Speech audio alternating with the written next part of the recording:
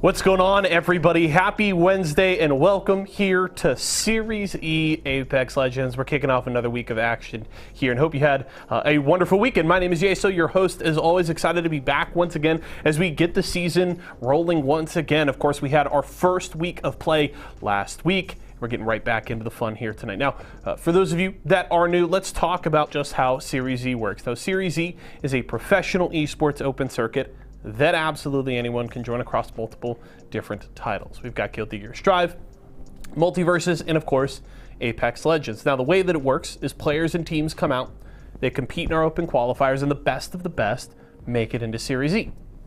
Now, what does that mean for them? Well, players will get the opportunity to sign a contract. They'll get signed by one of our partnered brands. They will earn a monthly salary and get the opportunity to compete weekly for points and prize money in Apex Legends. It's every Wednesday night against some of the best pro teams from all across North America. I'm talking TSM, Team Liquid, NRG, and more. So if you want to get involved, if you want more information about Series E and see just how it works, head over to esportsarena.com. All the information you need is right over there. Now, as we turn our attention to tonight's competition, of course, the partnered squads a week ago, not with as impressive a performance as maybe they were hoping to have to kick off the season, but looking to get their feet under them here tonight and build on the foundation that they laid last Wednesday. Of course, it'll be a tough test. The competition is very stiff every single Wednesday, and of course, it is incredibly important when you look at things like Pro League and Challenger Circuit going on right now that these players are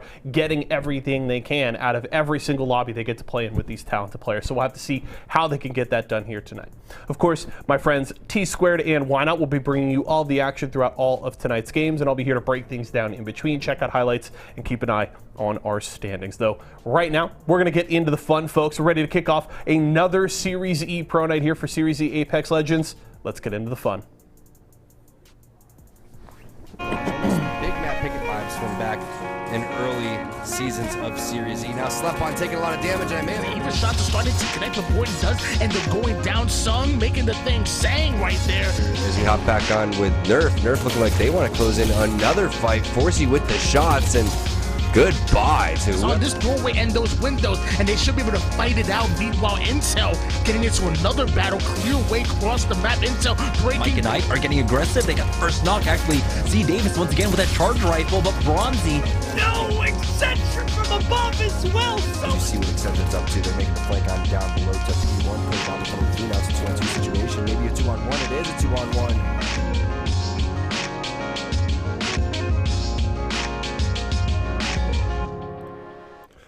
What is up, everybody? Welcome to Series E Apex Legends. It's Pro Night, and I'm excited to have my man Tony, Why Not Be Casting, my duo next to me. How you doing, man? Are you ready to cast some Apex tonight?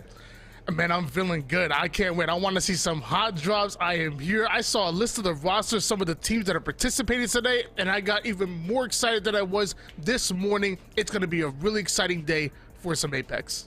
And we're just talking about these teams being warmed up because G Dolphin had his tournament right beforehand. They're getting warmed up, ready to go for that one. And then we got Series E again, Pro Night going down. If you've never seen Series E, well, you're in for a treat. These are the best of the best teams, and we have an absolute stacked lobby. It's your typical ALGS format. It's going to be 12 points for that big dub. If you end up getting contested in 50-50'd, that's going to be a fat goose egg. You want to pick up as many kills as possible, 1 point per kill, and you can see $2,000 in prize money, Tony. Not that bad for a day's work. Not bad whatsoever. Honestly, I'm thinking about getting a team myself and, maybe getting in there. $1,200 for first place. Yo, T2, you want to play with me? I play an amazing Loba, and I have a mean charge rifle, I swear.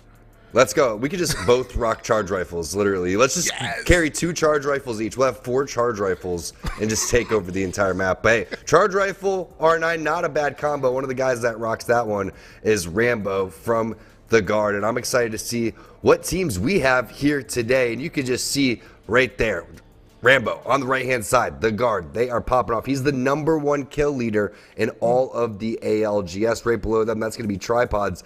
Nick Mert's squad just coming off of their best performance, getting 4th place overall. And then we have our partner squads on the left-hand side. Tony, who stands out to you? I mean, right off the rip, you talked about the guard. The fact that you have the #1 kill leader in ALGS being on a support character, which is absolutely crazy. They had an amazing week just last week, able to put up 61 points, did the guard, so watch out for them. Liquid last week also had a great tournament. Esports Arena have been absolutely doing their thing, so going to be really excited to see them. And then you have Big Phase and I guess Little Phase and Tripods. I'm not sure, like the A and B team, that's what I'm going to call them right now. But the Phase and Tripods, want to see them going at it. Like I said, it's going to be an exciting day for Apex, and I can't wait to get to our game 1. G2's been playing pretty solid. They're running an unorthodox comp that really fits into their style. Excited to see what they're going to be able to do. DZ is in here, Coach PvP behind them. Ooh. You got to watch out for Jen Burton, Sharky, and Zero, man. They are back-to-back LAN champions coming over from overseas, from Australia, and now playing inside of the U.S. So that is an absolute, again, stacked lobby. It's going to be fairly slow. We're going to maybe have a couple 50-50s here and there, but you can expect the action to typically pick up right around Zone 3, Zone 4, and beyond. I hope we get some really good zones in terms of maps. We are not playing on Broken Moon. Obviously, that's not in competitive yet. We'll see if that makes it into competitive a little bit later down the line. We're going to do 3 Storm Point, 3 World's Edge, and I'm excited to get this one kicked off as the players are starting to load in the lobby. A couple other teams to watch out for. Obviously, you have TSM, but Tony, you brought up Team Liquid. Liquid's been playing some of the most consistent Apex out of anybody. A lot of that having to do with Nocturnal. He's really stepped up. You got Coach Hodsick directly behind him. And then the new addition has been absolutely phenomenal for them. Sykes coming in there. Fun's always playing at a really high level too. So watch out for them. Madness is in pretty good form. Saw a tweet from him about his IGLing and a lot of the callouts that he's making. But we could really talk about any one of these teams potentially winning this today. Tony, early prediction. Who do you got out of these 20 teams? Who do you think is going to have a strong day today? I think the easy pick is to go with the guard. You know, like I said, they've been consistently excellent over the last few weeks, and they have no signs of slowing down whatsoever. I feel like their play style is perfect for the meta right now, and they have a great composition. If I want to go a little bit, outside the box, and I want to say G2. You already know I'm Team Roller, so you already know when it comes to those mid-range, those close-range gunfights, they definitely have what it takes. They've been trying to find their place in the meta right now, and it's been a little bit tough for them, but it's only a matter of time before they get over the edge. So give me G2. One thing I just noticed though on the top left-hand corner of your screen is I know.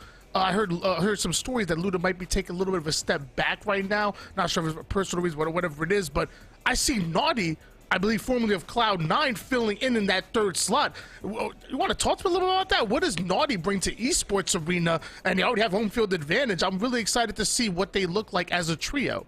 Yeah, that's a really great point, and I'm interested in what Legend he's going to play because he plays a lot of Valkyrie, he plays a lot of Bloodhound, and that's a great find right there. Obviously, the C9 team recently just disbanded. That's a great point, Tony, and this is a really good fill-in. I'm not quite sure if this is going to be something, you know, typically when you see this, you're like, all right, this seems more of like a tryout than a fill-in, especially with a player of Naughty's caliber, and, you know, whether or not, sometimes you may pop off with your new team and you were filling in, and you're like, well, you know, hey, this is actually working out really well. Let's continue to do our thing. But Capra is phenomenal. Dude is an absolute monster. Phony has been one of our most consistent players, and not just the ALGS, but obviously in ESA as well. He's on Team Esports Arena for a reason. But Naughty, absolute slayer. We're talking about the Roller Demons. You mentioned G2. Naughty's up there with some of the best of them, if not one of the best here in North America. So definitely someone to watch out for. It's about play styles. How are they going to fit in? You're going from a team that you were comfortable with for a very long time, but you know that these guys probably grind rank together. They know each other's play styles. They know exactly what to expect from one another, and you could get that maybe, you know, new team honeymoon, and it could be working out for them early. What really excites me going into this game #1 is just the meta shift, and even the characters. Like, you know, right now playing zone is huge at the moment, you know, especially with mining for that information, if you will, digging up that information as much as possible, making sure you're always in that god spot. Did you say mining? I'm saying, like, digging up information. You know, you trying to make sure you know what's going on the map and with the enemy team, and every information, because knowledge is obviously power going in. So zone team teams are really popular right now. And then even the shift in meta characters. I'm seeing Bangalore come in. Obviously, you have Crypto that's coming into North America, which previously I heard was way too slow to make an impact in North America. But look at the guard. So really excited to see what the meta is going to look like in game number 1. And then the shift when you're talking about World's Edge, and then obviously its counterparts. So can't wait to get into game number 1. I can't wait to see these guys warmed up and really going at it here. Why don't you talk a little bit about the shift in character selection that you're seeing? Obviously, less Gibbies and more Bangalores and such. Why don't you talk a little bit about the meta shift in characters? I like that conversation, and it's kind of interesting how that ends up panning out, because we had Mad Maggie come out and kind of counter what Gibby's doing, but no one's really running Maggie. So it's like, why is Gibby kind of falling out of style? But still you have some teams that are using that, and maybe teams are just kind of adjusting based on how aggressive they want to play. I feel like it's just getting more and more aggressive, but then you see Watson is very popular too, so it's just a matter of what you want to play. And nothing's changed with Bangalore, Tony. That's what's crazy, is it's like, did she get a buff? No. Did she get a nerf? No. It's the same Bangalore that we've had throughout the last couple of seasons, throughout the last couple of updates. So it's just, people are realizing that it's a pretty strong legend, right? You need to smoke off some areas to get crossed. It's also a very strong legend in Broken Moon. But you brought up a great point about Crypto, and I feel like a lot of teams don't use Crypto because who's going to run Crypto in ranked? How often do you get a time to practice that, besides in Series E, besides in scrims, besides in tournaments? So people, have a hard time understanding how to play Crypto, because Crypto is one of those, legends that you have to master, but your team needs to get behind you too. And you need to say, hey, when can I hop into my drone? What are some safe spots that we can get into as we load in to game number 1 here, Series E Pro Night, World's Edge, and we have, again, some really heavy hitters here. Tony thinking outside the box. He thinks G2. They land over towards Thermal Station. I didn't get a chance to pick my out-of-the-box pick, Tony. I'm not quite sure, but you know what? Screw it. Let's just go with ESA. We're already on their screen, and they have a team flying towards them, so let's show them some love. And that's a good one. And last week, ESA really showing that they can go toe-to-toe with almost anybody in the league, and coming in with a Naughty, I believe it is. Actually, it's an enemy Apex, but good. Hold on. What's going on here with ESA and our Valkyrie player? Loving what I'm seeing right now. Also love the fact they're bringing in Bangalore as well. Okay, no, okay, there we go. Now we see Naughty. Now we see a little bit of a refresh here. They're looting up quick, ready to move out, and we already have a team eliminated, down to 19 squads already. A bit early, won't you say? Yeah, Team Nasky going out, and now Team Razor on the ropes too. You can see MJ from Team Mike and Ike is getting involved. Wizardcoin getting the knock. It's a 2v1. Speaking of Crypto, it's going to be Feral Ghoul trying to put in some work as MJ has the flatline alternator. Very strong weapon selection early on, and they're making this one look easy. 2 teams eliminated back-to-back. Now Intel as well hitting the floor. It's going to be Flinzar. Orioles coming in with the Hemlock. Turns is going to come in and get the cleanup as well. So you can see Aegon by AOC. Looks like they have a huge advantage over towards this Lava Fisher side. We talked about 50-50s. I was not expecting to see 3 of them so far. Yeah, pretty sure there's actually a Discord channel just dedicated towards talking about drops. So I'm really surprised that we're seeing this many 50-50s so far. Maybe there's a bit of targeting. Maybe there's a bit of bad blood. I don't know exactly what's going on, but I'm loving it. We saw Mike and Ike earlier get a big wipe here, and now we're going to take a look at where that zone's moving to, and the guard are happy. The guard want to be as central as possible. They wanted their teams to come to them, and that's exactly what's happening towards that inner circle. I'm also seeing CLG and TSM making their way in as well. What is this next circle telling you? Well, what it's telling me is staging is open. No teams landed over there. Dome seemed to be open too, so maybe some of these teams will make some adjustments. Maybe some of the coaches will hop in and see the footage of what's going on, because this zone could go to a couple different spots, Tony, right? It's not going to go over towards Landslide. I highly doubt it continues to go north, but that staging area seems very viable. In G2, your pick is going to have the pick of the litter in terms of where they want to go. Another fight taking place. It's going to be Icy going down as he was pushed out of his POI, and that's going to be FaZe picking up some free and early kills. Alvarelli on the Catalyst.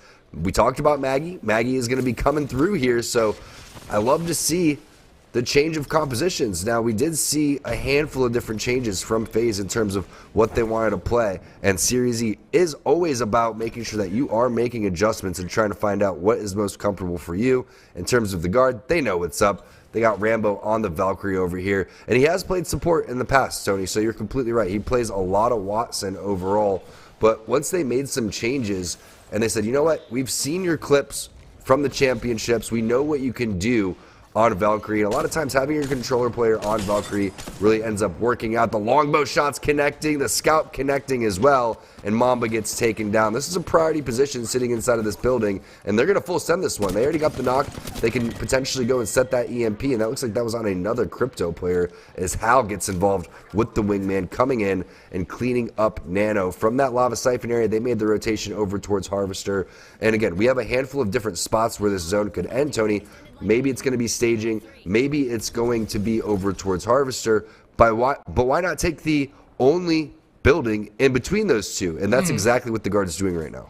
Yeah, I mean, and they're loving their position right now. Obviously, they feel comfortable enough to set up house here because they had really their choice in the litter. Wattson fences are up. The generator is there as well. Really excited to see Rambo on the Valkyrie. No longer is he going to be sitting back on his 3-3 sensitivity. Now he's going to be in the action on his 3-3 sensitivity and getting right into the face of his opponents, putting down as much damage as possible. I'm excited to see what he does on this Valkyrie. He still has his longbow in the back pocket. TSM, actually a new addition to the roster, bringing in Catalyst. I saw another tour, I think it was the Oversight tour, I want to say, where NRG were experimenting with Catalyst and saw how strong she can be. She can be both in the edge teams, whether you're playing a zone. Doesn't matter exactly. It doesn't matter exactly what your playstyle is. Catalyst can kind of fit a lot of different modes, a lot of different playstyles. So I'm really excited to see who's going to experiment with Catalyst, bringing it into the meta. Yeah, no doubt about it. A little bit of Wattson, a little bit of Caustic, and a lot of AoE in terms of owning some space towards the tail end. So if you can get Catalyst ult, the wall coming down in the final moments of the game, you can really cut that circle in half and maybe almost force teams to fight. And if you run into that ult, man, you can't see. It's like driving through a blizzard. You cannot see anything on your screen for quite some time, and it feels like it lasts at least 30 seconds. So I'm excited to see what Hal's going to be able to do. You got Verholz going off of Valkyrie onto Horizon. A lot of different switches right there. So TSM is constantly innovating. They're not going to settle for what other teams think the current meta are. They're going to try to make their own meta. And 100 Thieves, they did that with this Legend composition. This is what they used at the ALGS Championships in Raleigh, North Carolina. Newcastle, Wattson, Valkyrie. Obviously, what do you want to do with this composition? You want to get inside of the zone, and a couple of pushes coming in. Looks like they want to send it on over towards this crafter. Yeah, FaZe are not comfortable with their neighbors over here, and obviously they didn't have the overlays like we do, so going in for the craft, thought they were safe, apparently not FaZe with the Mad Maggie, Seer, and Catalyst getting right into the action. I love the use of that Catalyst ultimate to block off that line of sight, get them in as comfortable as possible, and they really control the pace and the flow of this fight. It's an easy knock going in for them, and now FaZe are just angling out. You would think they want to just, kind of sit with their teammates, or I guess their neighbors, if you will, really get comfortable, share this opportunity, share this real estate. But I guess I don't like my neighbors either, to be honest. Sometimes I want to throw hands with them too. FaZe not happy with their positioning, and they are not happy with this team in front of them. Hard part is getting up there because they don't have Horizon, so it makes things just a little bit difficult over here. And it makes you wonder, is Maggie really, I don't know. I'm not sure if I'm sold on this Maggie pick, right? I mean, this is a very similar composition to what you see TSM running, but these are the instances where, man, you just wish you had some sort of way to get over towards the high ground, because look at how long this fight is taking, Tony. It's tough, but you know what? I do like the Mad Maggie pick as almost a hard counter to like Wattson as well, and I think Wattson is really popular right now, so it's tough because obviously with the Catalyst pick, you don't have that Horizon like you said, so you're trying to play edge, you're trying to be as aggressive as possible, but you have no way to really get in there and steal height from an opponent or crack them and make things kind of equal footing. But I really like the Mad Maggie pick as far as a hard counter to Wattson, and hopefully that's what we see. And it's still with 3v2 right now. 100 Thieves are still at a disadvantage here despite having the height over FaZe, but be careful, they're making a lot of noise. There might be another team looking to introduce themselves. Yeah, right now, if you're FaZe, you just got to make sure no one gets picked off, because if that happens, they're going to grab that banner and they're going to try to get that 2v2 going, and they're going to take your loot and take control of that crafter again. But you can see a couple shots coming in from across the map. Tony, that could be your charge rifle. coming in over towards the bridge area. But this is a pretty complicated situation for both these teams because, again, third-party Central over towards Landslide on board with DZ. They're going to be playing inside of the Vault Tunnel. They have a team on the opposite side. Not quite sure which squad that is, but you can see they have Watson. They're most likely playing on that ledge too, so you got to be careful if you're Jen Burton. Now, in terms of attachments, in terms of resources, not looking too hot. Not a lot of ammo in this scout for Sharky. Rarely any attachments besides the 2X and the barrel stabilizer for Jen Burton. He can still one-clip things though. And right here, you have a great opportunity if you're Zero to check on the opposite side because you still have that fight taking place between FaZe and 100 Thieves. So we'll see what he wants to do with the drone. Do you want to go and say, hey, maybe we go back and third party this? Or do we want to go and take this fight straight on because we can hit a fat EMP? Yeah, this is a really interesting position for DZ. They have a lot of options, although it doesn't look as comfortable because they're really stuck in that choke point. Meanwhile, we just seen LG get eliminated and G2 very much in the fight, trying to get involved here, taking a lot more damage than expected. It looks like Chaotic going to be the first one to go down for G2. That can be devastating. Meanwhile, Aegon taking a bunch of damage as well. 17 squads remaining, 36 seconds until we're moving on to that round number 3. A lot of these teams really being forced to fight. Real estate doesn't come free.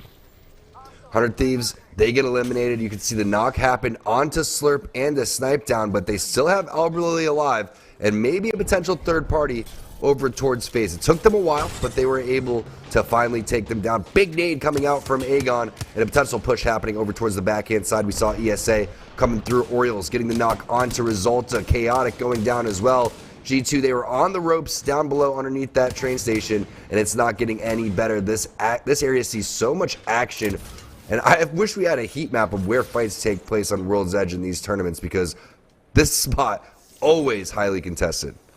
Love the fact that Nadi's rocking the Digi-Threat on the wingman. It doesn't look the best. I mean, aesthetically, it's not as pleasing as a red dot, but let me tell you, when you have it on that Bangalore, seeing through that smoke can be absolutely deadly. You get so much value off of this Digi-Threat, and that's what we're seeing from Esports Arena, looking for that crack, looking to waste a resource, and then eventually, as that damage starts to come in, you're going to see Esports Arena really push their opponents out. More smoke just being drowned out here for ESA. They're already comfortably within the zone. They can take their time here. As I say that G2 do end up getting eliminated, the guard going to be awarded the final kill for that one. Nice job by the guard. They got out of their building. Look how far they went. They ditched the building, went and got some kills on over towards the train area, and now they're getting back inside. I love the Digi as well. I think that one of the other things that you got to take note of is when you're playing Bangalore and you have that Digi on the wingman as a controller player, you lose your aim assist when you're shooting through the smoke. But with the wingman, it's one of those weapons with a single shot that you don't really need aim assist as much. Maybe if you're hip firing and you're up close, but I feel like it works well with the Digi-Threat, especially for someone with Naughty's caliber. Great aim overall, letting those shots fly. And you can see, yeah, didn't connect on any shots right there, but he's not going to be shy with letting those things rip. Trying to charge that Evo shield up, 570 away from getting out over towards red.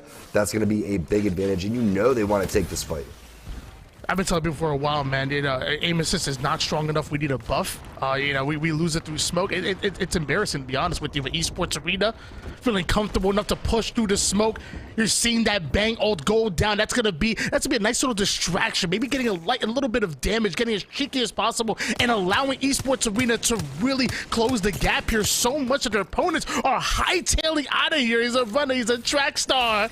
Run away. Esports Arena is on you. Maybe you can live to see another day as they back down. Maybe it's another squad. The charge rifle really starting to grief Aegon from here. They are going to make it over towards the Dorito building, which is potentially a spot where we're going to see a lot of third parties rolling in. We have 15 squads still. Stone's starting to get a little bit small. You can see the missile swarm happening on over towards the door. Turns is going to back off. And a lot of resources were used throughout all of that fight, right? You don't have the Rolling Thunder there for turns. You're not quite sure what the other players have on the team. Does Orioles have his ultimate? It's going to be Sentinels going out. Hal picking up that kill with the car. Zone pulling a little bit on over towards staging. I'm still curious to see what the guard is up to, but Aegon forced onto the spot by ESA. Now a little bit on the ropes. They're stuck between multiple teams, and you can just sense they're not feeling too comfortable here, Tony. It's not looking comfortable whatsoever, and eventually you have to think, are you forced to Valkyrie? Are you forced to maybe pick a fight that you might be uncomfortable taking, but you have to hard send it either to the front or the back? Something has to happen if you're Aegon, because as of right now, they're stuck between a rock and a hard place, and eventually the zone is just going to continue to get smaller and smaller. Meanwhile, the guard, almost on the complete opposite of the spectrum, they're looking very comfortable. They're obviously holding down that building to perfection. They have the Watson fences up. They have obviously the crypto to gain as much intel as possible because knowledge is power. But now we see a Seer coming in. That's intel now for the other team here. The guard may be forced to fight a little bit earlier than expected, and with 14 squads remaining, this zone starting to close in, the guard may be tested here. You can see in your kill feed, intel taken out. That's going to be a combination of FaZe and Team Liquid. Team Liquid picking up some kills from long range. You still have the longbow in the back pocket. Rambo running a little bit low on ammo for that car. So they're going to have to figure something out. It's going to have to be the long range shots coming in from him. Fortunately, the car takes double ammo, heavy and light, so he's going to get 60 from his boy right there, Keon. And they're going to find out exactly where these teams are going to try to push them. Really realistically, Tony, the only thing that could grief this squad right now would be another crypto. So they got to be careful that any enemy cryptos don't go and push in. And they have a lot of zone knowledge. No other team really has this because crypto's going to be able to go and fly by and scan that beacon. You also have a lot of action that was happening over towards the Harvester side, and all of those teams are going to have to leave Harvesters. So there's going to be a fight. You can see a little bit of staging on the West Coast side. That's going to be in. You also have Mike and Ike. They're not in. They have to make their way out of there eventually, and there's going to be that crevice that leads on over towards these areas. That's going to be highly contested. TSM loves to play that area. It's crazy. You see Mike and Ike obviously set up by the beacon, even TSM there as well. As that information starts to come out, as the zone starts to close in, you want that beacon for information. That's one thing I love about crypto, though. There's so much value that crypto provides to be able to set up in a spot where there's no beacon whatsoever, be able to drop your drone, allow it to steal information away. But hold on. Esports Arena, they are not allowing the guards to sit here comfortable. They are not allowing them to sit over towards this god spot that they've been sitting in for so long. Now we see Esports Arena close the distance. You're seeing that Seer come in and provide that information. You're seeing Naughty trying to get some extra value with that digi threat on the wingman. Once they get these cracks, the guard may be in trouble. Phony has a digi as well, so the smoke should be very useful, and you know that they're running low on ammo on the opposite side, but the longer you stay on the outside of this building, the more likely you are to get third-partied in. There is Rambo coming around the corner. It's going to be a trade, 1-for-1 on each side. It looks like Naughty's out of batteries, which is a huge deal in this particular fight. The smoke and the res happening, most likely going to be a trade of reses on both sides. That's exactly what they're going for. Rambo going to try to cover, and he has the digi as well. Now he is almost completely out of ammo. 12 shots here. You're going to have to see something miraculous. Oh, well, his teammates got his back throughout all of that too. And now the EMP already been used. It's just them flying around looking for information. Naughty getting knocked on the backhand side. Madness with the scout getting involved as well. And look at Rambo just like a turret here as he's just pushing through and cleaning up the rest of ESA. They go out in 13th place. I like the idea.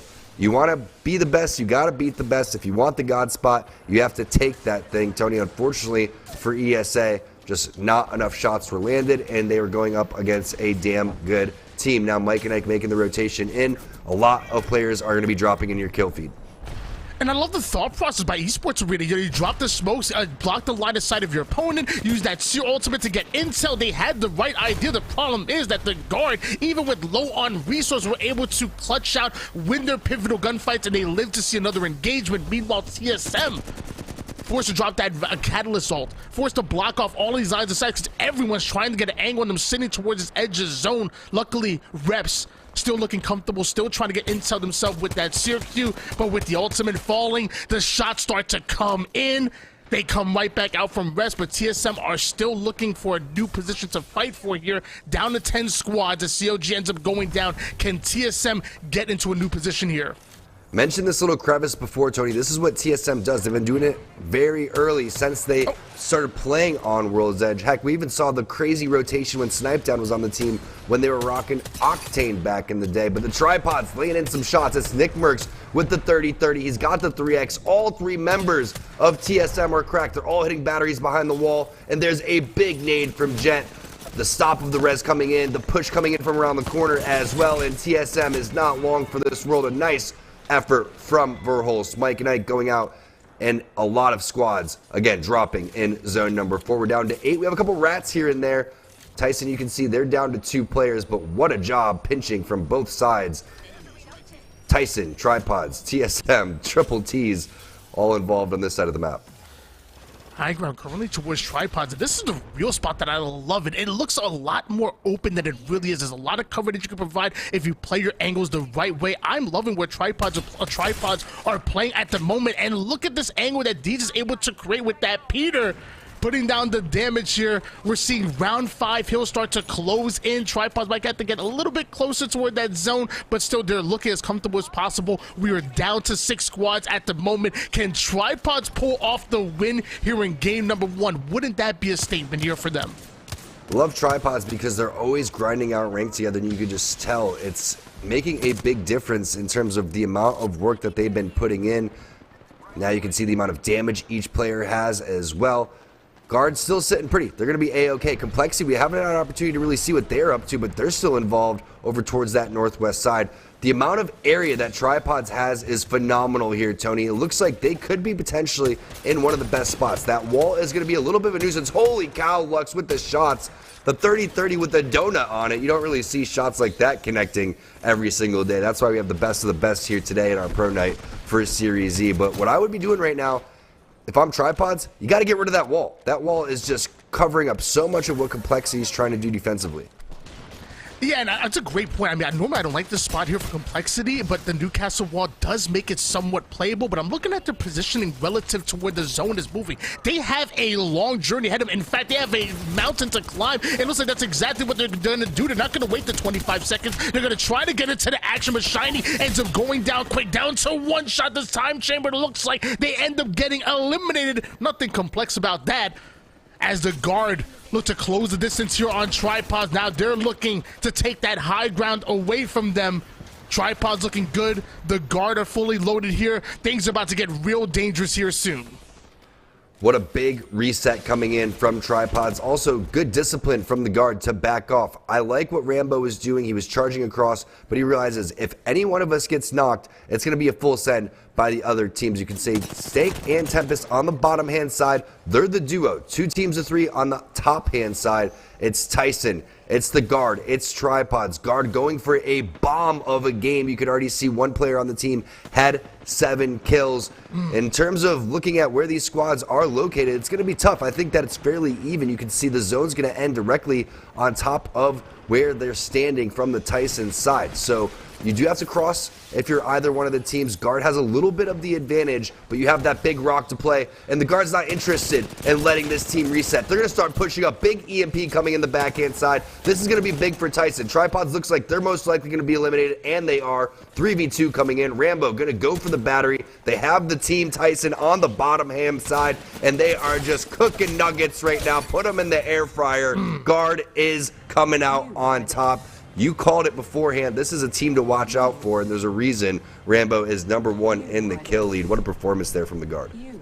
They done put them in the air fryer, 400 degrees, 7 minutes. Them Tyson chicken nuggets coming out crisp as guard is looking to eat here in game number 1. They already took first place literally just last week. They're coming out exactly where they left off. The guard are the real deal and demand respect.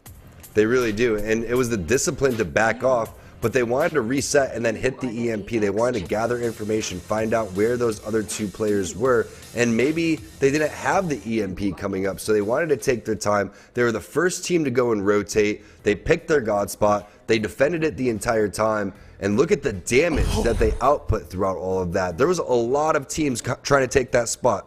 ESA came through. You saw a handful of different, ways to win that game.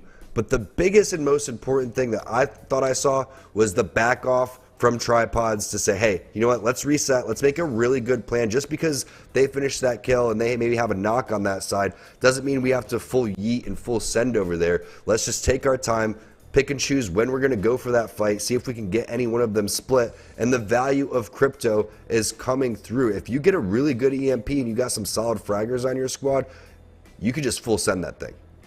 And that's what becomes so crazy to me, is that like a lot of people are going to watch that game and say, oh my gosh, the guards defense are great. You know, they're gunners, they win their gunfights, and that's why they won. Like, there's so much more that goes along with it. You know, having an understanding of where that zone is going to pull, picking your spot early, and then being able to defend it, having the utility and understanding what your composition is capable of, having that crypto, stealing away even more intel from those beacons, and having that value come in with all that extra information coming in from that drone. It's not just winning your gunfights, which obviously is a big part of it. It's everything else that goes about. It's the studying to know exactly what spots you're going to be playing from, the rotation, where everyone's going to be coming in from, and in addition to be able to hold on to that spot for as long as possible, and then picking and choosing your battles, which is exactly what they did until finally it was a 3v2. They had ultimate high ground on the enemy team, and there was no chance for them to lose at that point.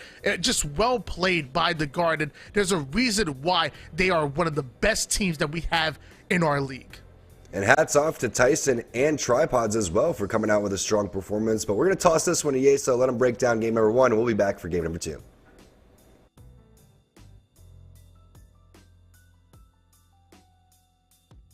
North America right now. They've been great in Pro League so far this split. They, of course, won last week on Wednesday night, and they're winning this first game of the day on World's Edge. And 5 more, of course, still to go, but a great performance from the squad. 15 kills in this first game, and they grab a nice win there. And I think a really great point there made by T-Squared, talking about how the Guard don't full send it, right? They have that bit of patience, they play their strong positioning, and it's a big part of why they win this game. And I think it is, again, something we have very consistently seen over the last 6 to 8 months, is a big shift in terms of how teams are playing these late circles. For years, it's been heavily about, you've got to take advantage of every little weakness of the other team. You've got to full send when that opportunity opens up. And I think we've really seen a development with a lot of pro squads being more patient, willing to wait and play the God spot a little longer instead of full sending and opening that opportunity for a third party,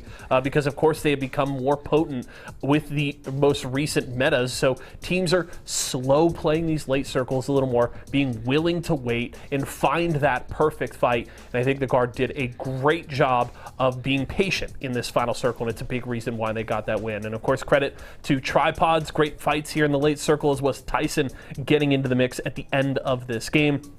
But it's the Guard that grabbed the win. Let's jump, though, into our Mobile One high performance moment here for game 1 of today. We just looked at some highlights. Let's see the final one of this game. You can see Rambo peeking up, has the 2-4 on that R301.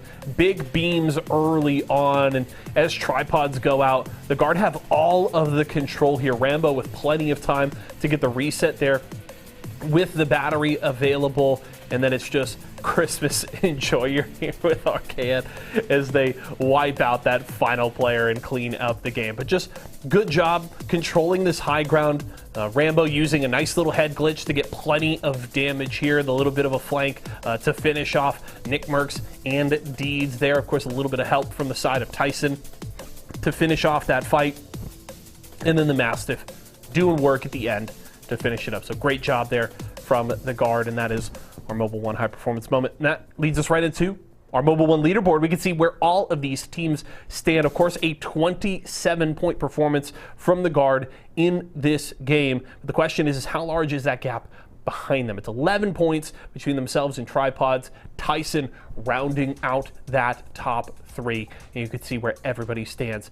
Razor not getting any points in that first game, needing to bounce back. And of course, Esports Arena down there towards the bottom.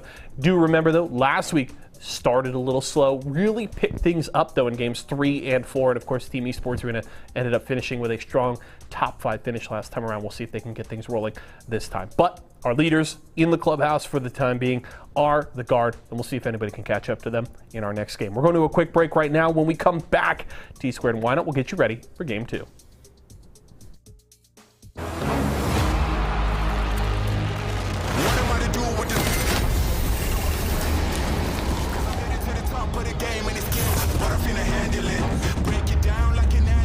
I be loading up, they wanna package this. Pray for peace, pacifist, I'm never old enough to give a promise.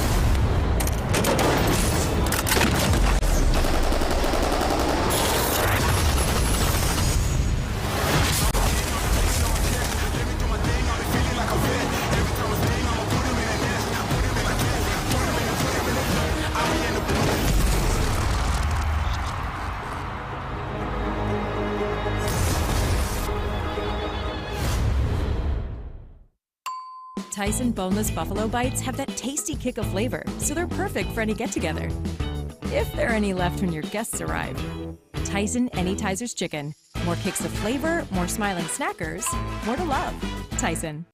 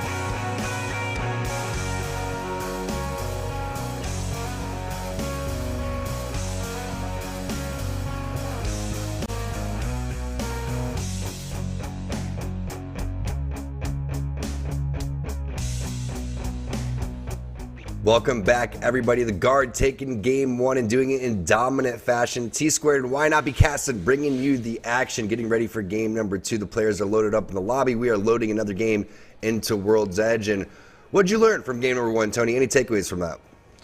Well, I learned that the Guard are just kind of good. They okay. They okay.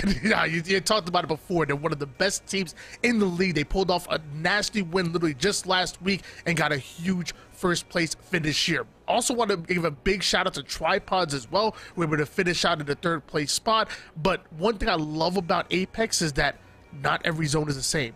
It's going to move. It's going to change up your routes. Edge teams, sometimes get a little bit messed up by that zone. And the same thing for zone teams. So as this zone starts to move, so does the meta, and so do different teams amongst the leaderboard. Sometimes teams that start off hot in game number one don't end up on the top of the leaderboard once we get to game 6. And we also know that we have 350-50s taking place right off of the rip. So looking forward to seeing who's going to be able to walk away with those wins. But I like the call on Tripods there, Tony, because there was a lot of methodical play that went into that. And I feel like when we were watching Tripods a couple months ago, they were always the team kind of on the bottom of the map looking up as other teams were shooting them. Well, they did that to all the other squads now. They took a priority position. It's not easy to control that platform. They were able to do so. They dealt with complexity on over towards the side. They were pestering TSM down below, and then Tyson came around and hit him with the Pincharuski. And then all of a sudden, Guard just sitting pretty, watch all that action unfold. One of the things that we didn't get a chance to talk about towards the tail end of game number one is what could have Tripods done differently to potentially win that game. Now, this is another layer of strategy that you're going to have to go and look at, but realistically, when you're going to be going up against a crypto team, you don't want to let that EMP come to you. You want to bring it to that team. So whenever you get a chance to full heal and send it, even though it may be an uncomfortable send and you want to try to maybe even think, hey, is this team going to, sit back and let us fight the duo? Well, you know what? The layer of strategy that the Guard said was, no, we're going to eliminate the biggest threat right off the rip. This team on the bottom doesn't even have a chance to get back up top, and even so, it's just 2 players. So we're going to take that fight to you. So the layer of strategy that now Tripods is going to see from that is say, hey, man, I'm sure Nick Merckx is like, we got to send it on those guys. Let's full heal. Let's take that fight, and let's go get after the Guard. And I'm thinking that's a great learning experience there for Tripods. And they've been one of the teams on the rise because of their willingness to continue to learn. Now we're back on board with the team with 27 points in game number one, and that's a solid start for Rambo, our 301 car.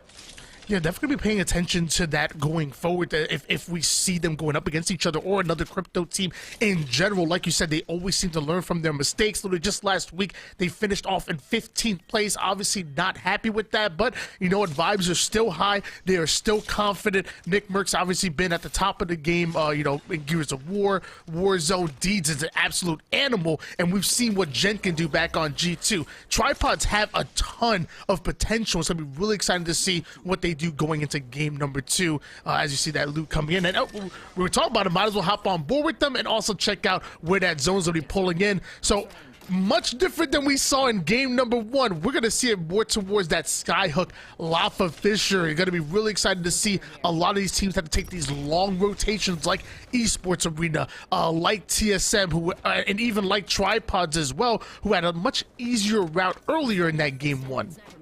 Like this adjustment to go and send over towards staging. We are talking about adjustments being made to avoid the 50-50s. Well, we saw it here.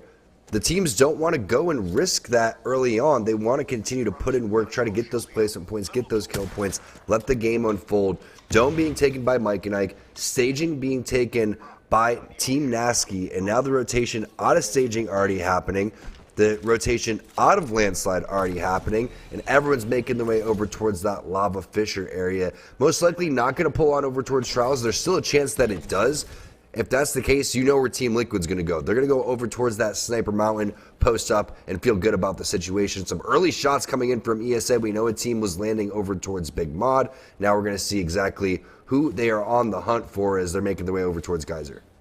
Now, correct me if I'm wrong here. When I look at Esports Arena, I think they're a heavy zone. I didn't want to get toward that center zone as fast as possible and really dare teams to get close to them. So when I'm looking at a zone pulling as far away as it is right now, and Esports Arena is really being forced to play that edge and really have to fight for that real estate, it doesn't seem like a comfortable position here for Esports. It feels like they're going to have to try to get comfortable being uncomfortable and really have to fight their way in. Luckily, they have a lot of time to loot up, make sure they have make sure they're fully equipped wingman and car. You already know I love that combination coming out of our Esports Arena member, and hopefully they're able to get into their central zone as fast as possible and get into a more favorable position.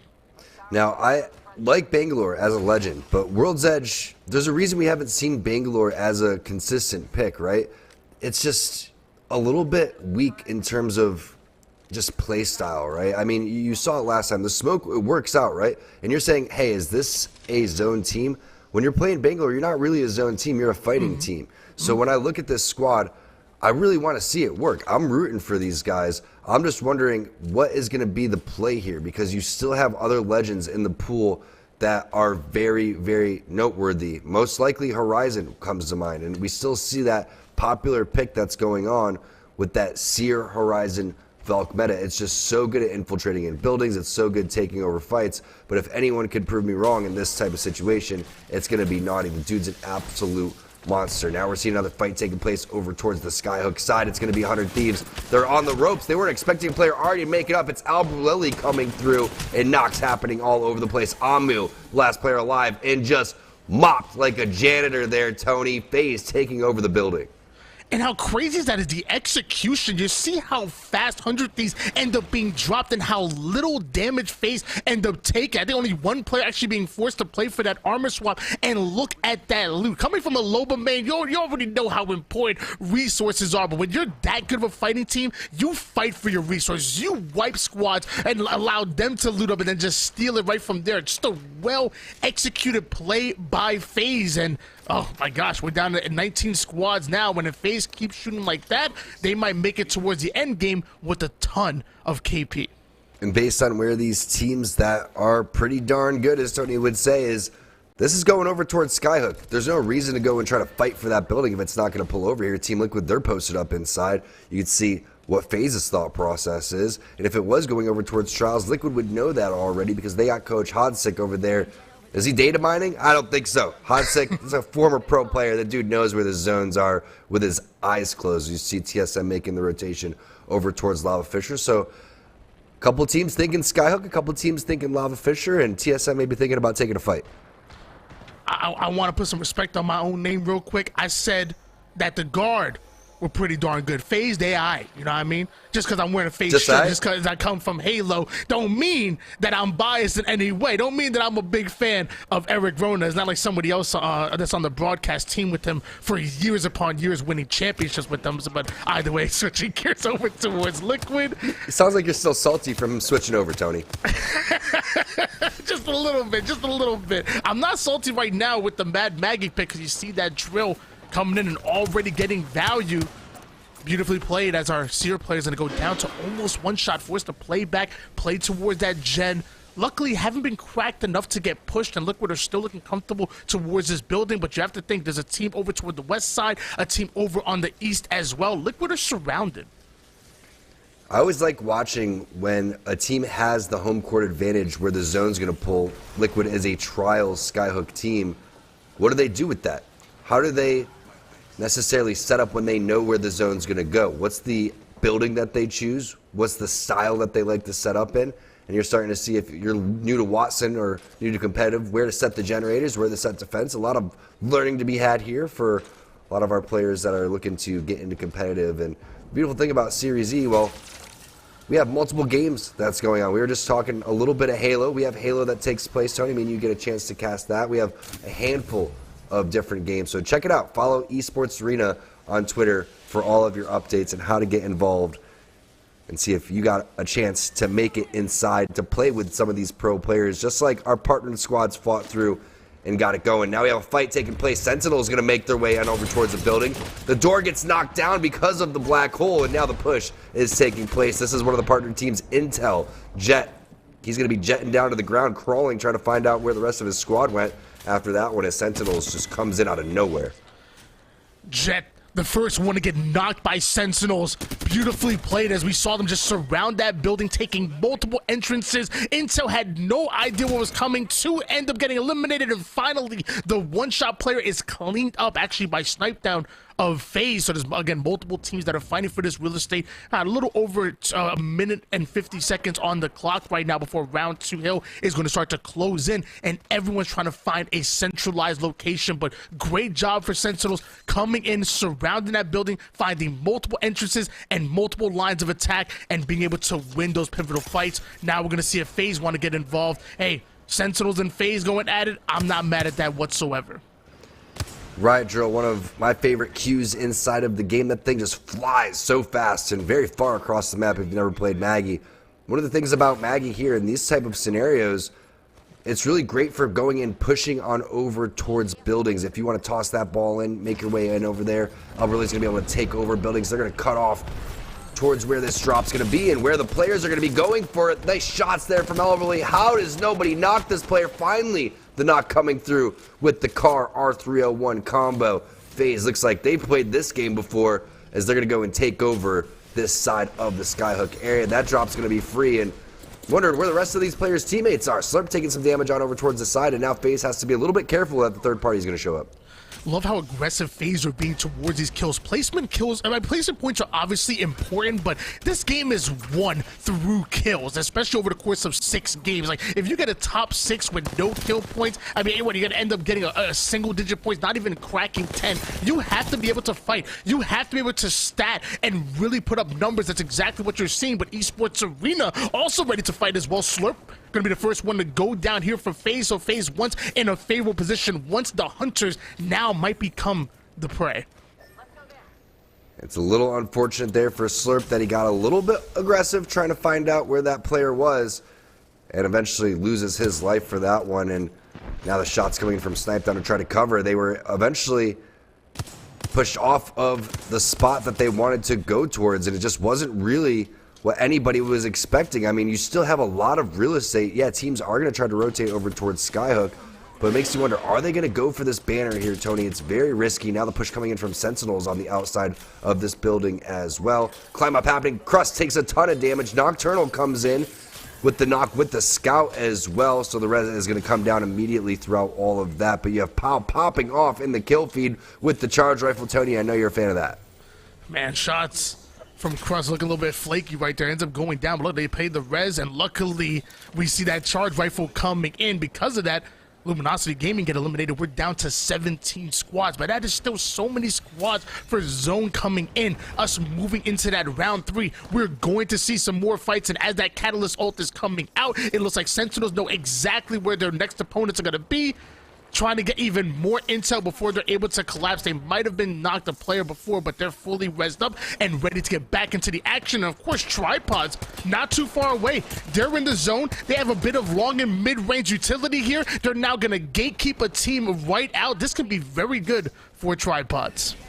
And you can see this is just zone number 2, right? So it's not going to completely take away your shields. You can still out-heal this one. Zone number 3 is really when the big difference ends up being made. This is the MVP of the previous season of Series E. Taking a look at MJ from Mike and Ike. They had a great comeback to secure their spot. A lot of that on the back of this man on your screen, playing with Wizarcoid and Silent. Definitely a team to watch out for.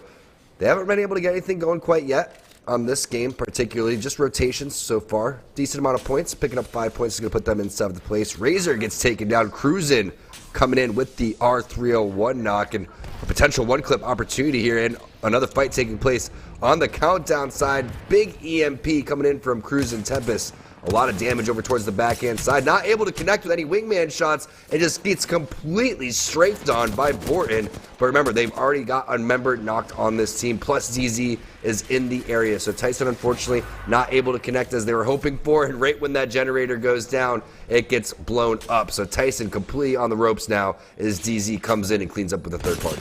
There was no place to hide here on Countdown, and everyone finding out the hard way. Razor ends up getting eliminated. Tempest ends up going down and eliminated as well. Easy loot now coming in for DZ. Meanwhile, G2 looking to collapse on this building here. Top floor being manned by Results. Actually going to try to catch some early damage here, and that Bloodhound provides so much intel they can try to capitalize on.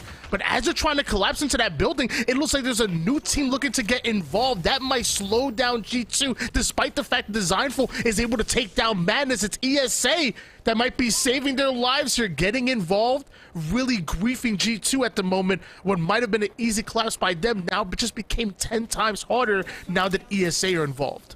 And I believe one member of G2 fell towards the bottom hand side, so they definitely had to back off from that. And now you think about Valkyrie rotations. Unfortunately for G2, they don't have a Valkyrie. They're going to have to make their way over towards the low ground and then find their way forward, using as much cover as possible. Smokes are going down, pings are going down over towards the backhand side. They know there's a team next to them, but they cannot afford to fight this team without rotating towards the zone. So here comes a big play from ESA. Makes you wonder who the squad is. They did get slurped back into the game. This was FaZe.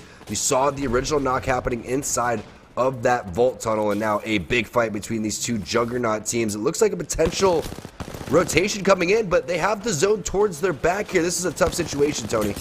It really is. A Slurp not able to do much with that white armor, holding a team out, but eventually goes down himself. It looks like Alb gonna join him, and now both of these teams gonna be griefed by that storm. FaZe end up going down, and somehow our Valkyrie player will survive to see yet another engagement, but left as a rat to try to squeeze into Countdown, which we already know there's multiple teams that are looking to collapse into here. Esports Arena might have been able to survive that stint with FaZe, but I mean, they're obviously not comfortable, and neither is MPS. It looks like Pow Pow gonna be the final player here. Madness went down, Shuby gonna join him, and Mike and Ike looking to finish off the job. MPS get eliminated, and we're here to 14 squads, 38 players physically on the map. Nice push there, and a tough situation for both those teams trying to make the rotations out of there. You're not really expecting a team on the edge that far out, but we saw what happened for both of these teams. They lost out on Slurp. They were looking for a safe res. They were able to at least get him back. Unfortunately, he still did have the gray armor. And then they basically end up griefing each other. Like, why did that fight really realistically have to happen? Just two really good teams finding themselves in the wrong place at the wrong time. Now we see what Mike and Ike is going to be able to do here with a minute left on zone number 4. They're going to have to make a fat rotation, drone in the air, and a lot of cryptos here in this lobby. So excited to see who necessarily that's going to be. Tripods making their way on over towards the roof. They're inside of the Seer Ultimate. We'll see if this does end up transpiring, but it's a little bit risky. You're getting shot up over towards the opposite side, and it pulls across over towards Trials, Tony. We mentioned this earlier, that there's a small percentage that it pulls over here, and what would Liquid do? Liquid would take over towards the sniper area. They did not take Sniper Hill, and now they're finding themselves in a 3v3 with Tripods. I did not have that on my map, knowing that the zone's going to pull heavily towards Trials, and I'm pretty sure a lot of other teams might have been surprised by this as well, and that includes Liquid, who felt very comfortable here towards this bottom side of this building, and now going to be forced to relocate. And look how hard that's going to be when you have a team located right above you. Your upstairs neighbors making as much noise as possible. I believe that's Tripods, and with that Syracuse coming in, it might just be time for Tripods to either choose. Are they going to fight this out, or are they going to Valk ult to the skies? It looks like the Valk ult is in, and so are the shots. A team sitting toward that top side of Trials already. Tripods going to be trying to look for a favorable position closer to where this zone is closing in. The only thing you can do is play directly below, and they are able to find a little bit of safe haven here. Nice call coming in from Gent. Pings were going down, and they were one of the first teams to rotate out as ESA gets eliminated. Enemy doing a great job of ratting it out, but it's just not going to be enough. We saw the fight that happened with FaZe over towards the side, and this is where chaos ensues. Zone number 4, Mike and Ike is down. Tyson is out. G2 on the ropes. Designful, can you do it with the wingman? You're getting shot in the back. Battery getting popped off. Still a lot of zone damage taking place. And it doesn't really realize that this player is still there. He takes a little bit of an edge and does not finish the kill. Sykes is able to stay alive. Actually, he gets taken down by the zone as he fell. TSM getting eliminated. Guard, the winners from the previous game. G2's out. DZ, they're in. And that was what Apex is all about. Nobody realizing the zone was pulling over here until the very last second, except for maybe some of these crypto teams. And now it is on for the battle outside of Trials. And DZ, knock, knock, who's there? It's them pushing. They know they have a player knocked over here, so it's at least a 3v2. And now we're seeing that Horizon Q trying to get that ultimate high ground, but ends up falling. What goes up must come down, and DZ looking favorable within this gunfight. Aegon gonna get eliminated here. It looks like Nick Merck's gonna be the first one to go down, the second one to go down indeed. And this flat line is just absolutely shredding our opposition. 41 seconds until round 5 here was closing in. DZ gonna loot up, but eventually they're gonna have to push. They're gonna have to relocate, and Gent really in trouble because he's stuck here as a rat, and there's players that know exactly where he's at. He is taking damage from everywhere on the map. Not looking good for Tripods. We might be down to 5 squads here very soon. It's always nice when you get knocked, though, and you got the knockdown shield for your boy. Feels like, you know, I'm doing something and I'm still down. I know that I'm eventually going to get completely roasted and tore apart by these enemy players, but I was there for you when you needed me. Gent's like, you know what, man, I'm just going to leave.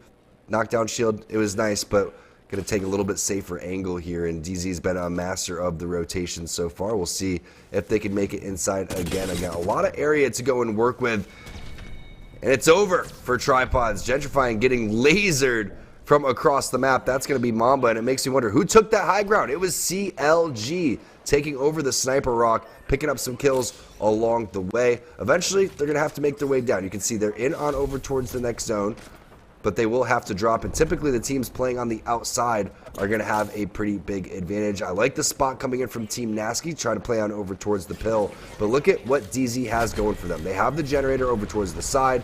They're going to be in a good spot. If CLG ends up falling down, they should get a little bit of that gun punch and get completely tore apart. But now the zone's starting to close, and a lot of damage happening onto Jen Burton. Somehow, some way, CLG has been able to focus them.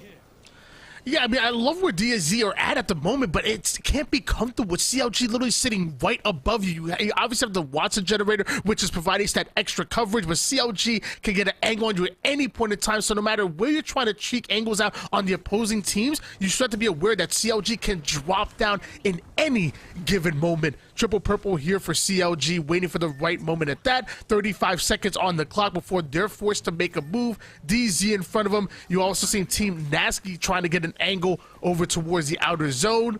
4 squads here. Everybody fully loaded. Who's going to come out on top? The team that has it hardest is inside, and that is going to be Sentinels. They realize that they have to push out over towards DZ. That's going to open the map up for Team Nasky, and that's going to work out for CLG as well. Jen Burton, the first one to get knocked. Res is happening on over towards the inside. There goes the drop coming up from the high ground. That's CLG just getting completely tore apart. Nano gets dropped. Shots coming in from Zero as well. Sharky, last member alive for DZ. He can't do it. And now, on the opposite side, it's Team Nasky letting all of that action happen. We talked about sitting on the pills is going to be a great spot, how tough it is for Sentinels to push back out, but they were able to get back inside. And I believe Res, the members on their team, you can see, no, it's going to be a 2-on-3 situation. We have a crawler, a creepy crawler over towards the bottom-hand side, and that means Team Nasky should be able to finish this one off. A good job from Crust to try to make his way on over there, but you said that before, looking a little bit flaky as Team Nasky takes game number 2. Wow, Team Nasky waiting for the right moment to strike, and what What a weird sequence of events. We were worried about DZ getting dropped on by CLG. CLG wait for the right moment to do so, and then once they do, both teams end up going down. Team Nasky end up coming in right when Sentinels only having one player down and making it a 3v2, and then eventually Nasky just end up waiting to the right moment, coming in with those massive shots, coming in, cleaning up house, and get themselves a beautiful win in game number 2. A very awkward, sequence of events, but eventually it works in favor of Nasky, and that's just Apex, baby. And I think that's a genius play coming in from Sentinels because they baited DZ and CLG into kind of fighting each other. You get one player knocked on your team, but you're able to almost crawl back inside and get that res.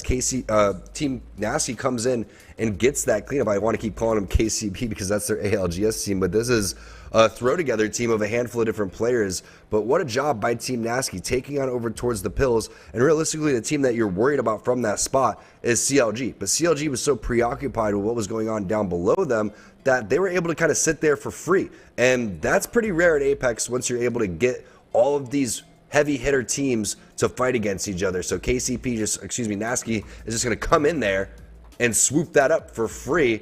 That's all positioning based, and we saw that before coming in from the guard in game number 1. A lot of times you need to, again, keep your back towards the zone and keep all of that action in front of you. That was game number 2. We still have 4 more remaining here on Apex Series Pro Night here for our, well, this is, I don't know what week it is. I think it's week 2. So we're going to toss this one to Yeso.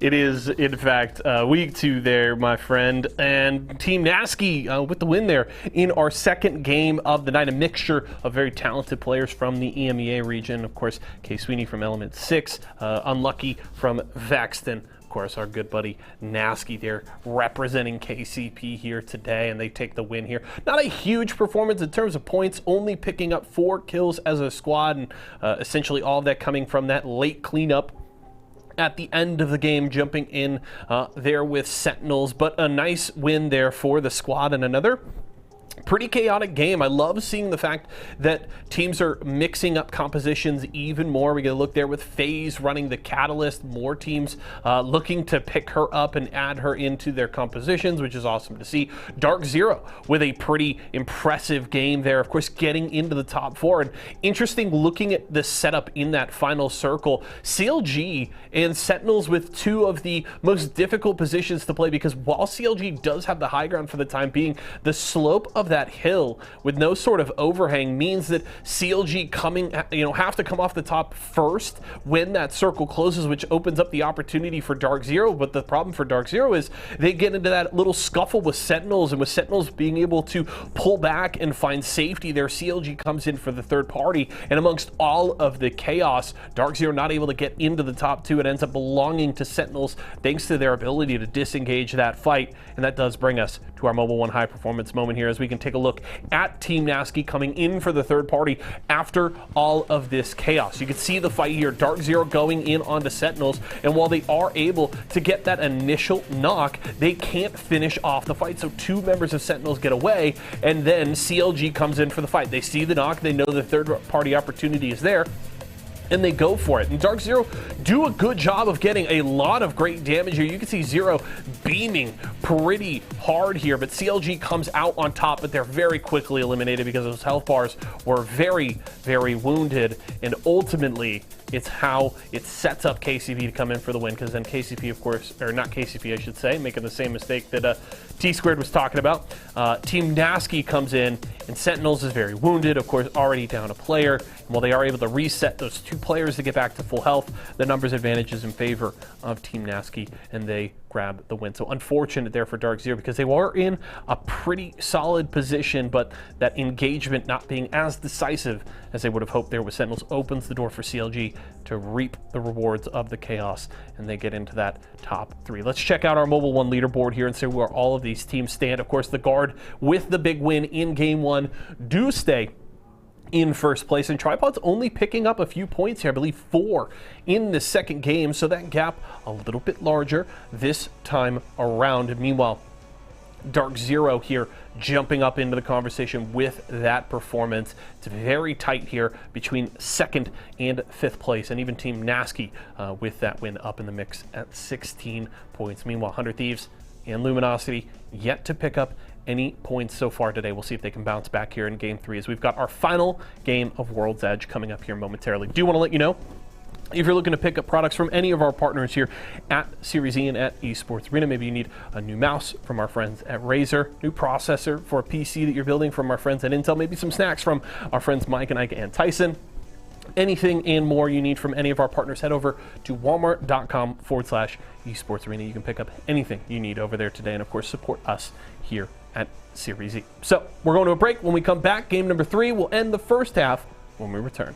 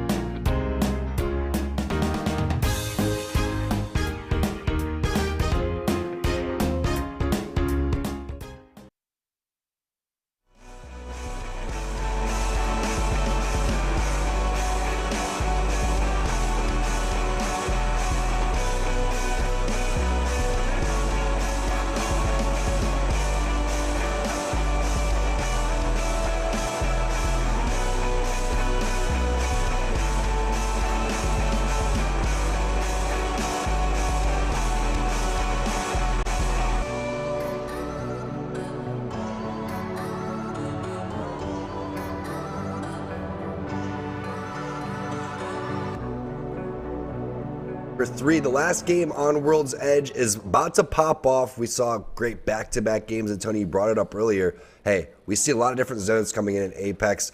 No one was expecting that Trials ending, right? What a great job from CLG to take over that high ground. Great job by Team Nasky going around over towards the backhand side of Trials and playing that one correctly. And you know what?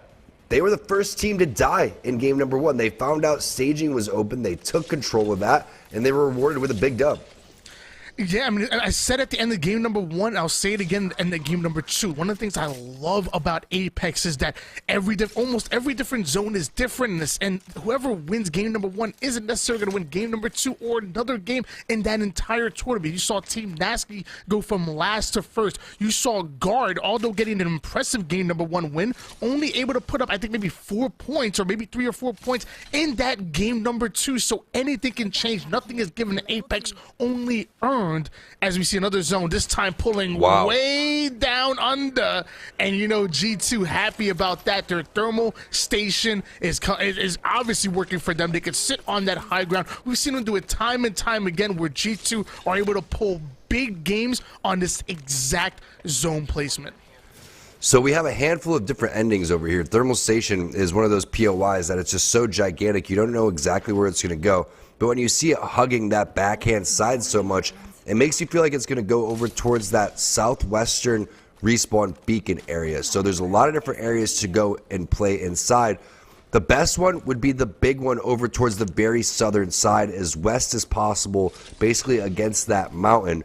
Another different spot that's going to be okay would be the platform, kind of where Designful starting to cross over there. That's another very popular ending for this particular zone. And this is one of the most brutal zones in Apex. If you are not inside of Thermal Station, you're going to get hard gate kept.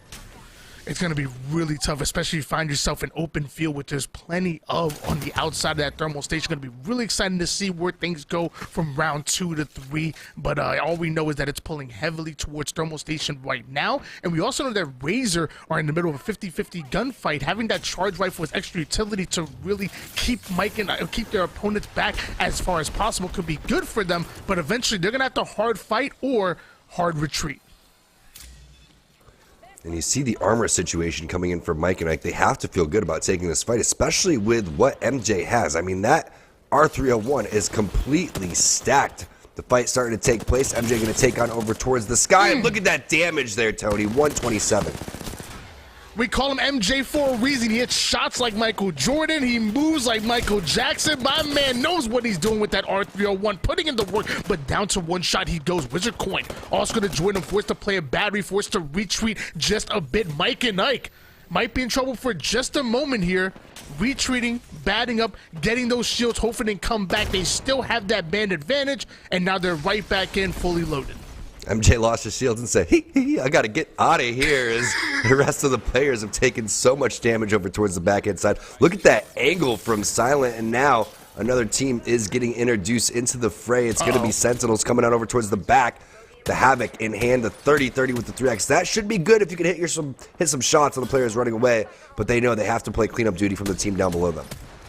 Yeah, Sentinels definitely ain't laughing. No he's around here. They're coming in third party, and they mean business. Taking height advantage immediately does Sentinels. Triple blue forcing that team to take to the skies, relocate here. Obviously, round 1 zone is closing in. They don't want to grief theirself or grief their game here, so right to the skies they go. Sentinels going to take a little bit of a longer route here by foot, but I can imagine they're going to plan on Valk ulting very soon here, and Razor going to take a long journey. They're hoofing it as well, and it looks like they're not even going back for Blitz's banner. Potentially could. You have Crypto on your team. He specializes in picking up those banners and being able to get the reses over here. You can see the guard is going to post up in one of these priority buildings that we were speaking about, Tony. They were not messing around. They understand the situation. They have this composition for a reason. EMPs are going to be popping off, and Keon's like, come on, man. I just spent all this time setting up these darn fences, and you guys are just going to do me like that? I mean, that's how it is. I don't know what to tell you. I mean, you can complain all you want, or get your fences back up. I don't know what to tell you here. But yeah, Crypto team, hopefully able to get that banner, hopefully able to get the res, get back to fully loaded. We still have 20 squads on the map, despite the amount of fighting that we saw, and even the third party from Sentinels. Still 20 squads, 58 players physically alive here, and although the guard earlier were only able to put 4 points in that game number 2, they have a much more favorable position here in game 3, and Sentinels aren't letting up whatsoever. We thought they were going to hard retreat. We thought they were going to head towards that inner zone. No, they are looking for a fight. They want their KP. And again, this is what you realize when the zone is over towards Thermal Station. You're going to be fighting teams on the edge, so if you could find an opportunity to take a fight, it's most likely going to be secluded, especially on this side of the map, all the way towards Survey Camp. This isn't even close to where the zone's going to be. Actually, it's on the complete opposite side of the map. So this team's like, come on, guys, leave us alone. It's still Mike and Ike. Let's check that place out. Mike and Ike loading up. Getting a little gassy here. Still ready to fight, though. It looks like Mike and Ike are still looking comfortable despite being in the zone, but despite having a team right above them. I feel like they're very much so in it, but gotta be careful. Don't take too much damage from that zone, otherwise you get cracked. An enemy team might just push up on it off the screen. Looks like Intel ends up getting eliminated courtesy of G2 defending that thermal station. The sheer ult ends up going down for Sentinels. It looks like they're ready to get involved, but once one player goes down, you're at a disadvantage here. It might just be a 2v1 that I'm seeing. Crust able to take down Wizard Coin. The medkits are coming out, and once it does, Mike and Ike might want to aggress here. This zone is still ticking, and they're still looking to be fighting. See if MJ can hit his shots, and he does. The dude's an absolute monster. Mike and Ike, Wizard Coin ends up going down. Crust picks up that kill, but they were able to trade things on the backhand side as Sentinels gets eliminated. A lot of teams are running low on resources here. And MJ says, you know what? I got to start crafting some medkits ASAP. What he's going to have to do is craft those for Silent, because Silent's the only one that's going to be able to actually heal throughout all of this. FaZe versus 100 Thieves, round 2, and 100 Thieves drops again to the team that eliminated them in the previous game. You can see they're starting to heat up, and I believe they changed their composition around a little bit. I think Slurp, he was previously playing Mad Maggie, switches off, goes with Bangalore instead. We'll see how it ends up working out for them. They're still taking fights very cleanly. Look at the carnage. Look at the bodies being left here. Beautifully played by Snipedown, putting max damage. That 4-3 sensitivity on controller, it really does rip. And that's exactly what you just saw as they're able to clean up quick phase. Love to see another engagement. And we're seeing this zone really start to pull a little bit away from Thermal Station, but obviously it's still within that inner circle. Complexity still comfortable within their positioning. They have the Newcastle ult. They have the Watson gen down. They're making lemons out of lemonade at the moment, which normally isn't the greatest position in the world. But it's so much better, so much value you can get when you combine that Watson and that Newcastle. And of course, if you need to make a quick rotation, you still have the Valkyrie. Complexity looking comfortable. Nice shots there across the map from Shiny, trying to get that Evo shield charged up for his squad. Generator is going to end up going down, and as soon as that goes down, I'm sure Lux is going to end up placing some fences all over the place to show that they have a little bit of presence going on, but that's also going to charge up the shield, so no need to use the shield cells, as they can just continue to milk the platform. And this is the platform that we discussed earlier on, Tony. It's a little bit difficult. You can see you have to kind of hide in corners at certain points as Slurp pops off again on that Bangalore, finds Nocturnal over towards the backhand side. Newcastle wall ends up going down so they can block that interception pylon and continue to heal up and stop teams from going in and continuing to push up. But speaking of push up, FaZe is interested in making some moves. They got some knocks already. One more bow shot is all they need, and it's just Slurp again with the wingman. Team Liquid now completely on the run. The last player alive is just a down sliver of HP, and Slurp's not messing around. He's on the hunt. Every Apex lobby needs a team like FaZe, a team that's always ready to fight, always comfortable pushing up, even getting out of favorable positions to make sure they secure their KP. They are a very dangerous team and demand respect. They really are the ultimate wild card, no matter what lobby that they're in. As you see them finally looking to finish that player off. My gosh, doing max damage, able to take the shield to snipe down, even almost putting Slurp down to one shot, but eventually Liquid do end up going down. We see 16 squads remaining, and now FaZe have the opportunity to push towards that edge zone. More KP for them. I think I see 5 assists on the Alb just alone, just 5 assists off of one player. So KP looking very good here for FaZe. You know what's crazy about Alberlelli is that he can entry frag, he can also be that assist player. We've seen him play Crypto in the past. This time he's busting out the Catalyst, which seems to be the pick of the day so far. Bocek Carr coming in from Alberlelli too, and you know he's going to be an absolute monster. Former player who made Pathfinder just completely legendary throughout all of these things. MJ now still on the back of the zone. They were able to get Wizard Coin back up. They were able to craft throughout all of that too. They have another crafter over towards the Fragment West side if they want to take their sweet time. But unfortunately for Razor, they've been running for quite some time, from all the way from Climatizer, and this time it's going to be Feral Ghoul getting dropped after they were able to get Blitz's banner back up. Remember, we were wondering if he was going to be able to get into that drone, find that banner throughout all of that. And now, Feral Ghoul, peace out, buddy. We'll see you later. Let's see if they can get some shots on Razor as they're flying over towards the air. We got some partnered team duels going on toward the back of the zone. And again, remember, this is pulling all the way towards Thermal Station. That's why you're seeing like teams like TSM setting up all the way in the back. Speaking of other teams pushing in, it's ESA infiltrating the building. The Seer ult in on the outside. Smoke's happening as well, and big shots coming in from Naughty. You obviously have some teams that are looking to fight playing that edge of zone. There's some teams that want to play that inner. And as of right now, Esports Arena looking to push this team out. 2 minutes and 6 seconds, so round 3 zone is closing in, so they have plenty of time. They can be as patient as possible. Make sure that they're not collapsing at the wrong time. Make sure they're ready to strike here. Phony trying to get that information with the Seer Q here. I'm sure it's going to be coming out very soon. Don't have the ultimate to work with. That ultimate intel that obviously it comes with.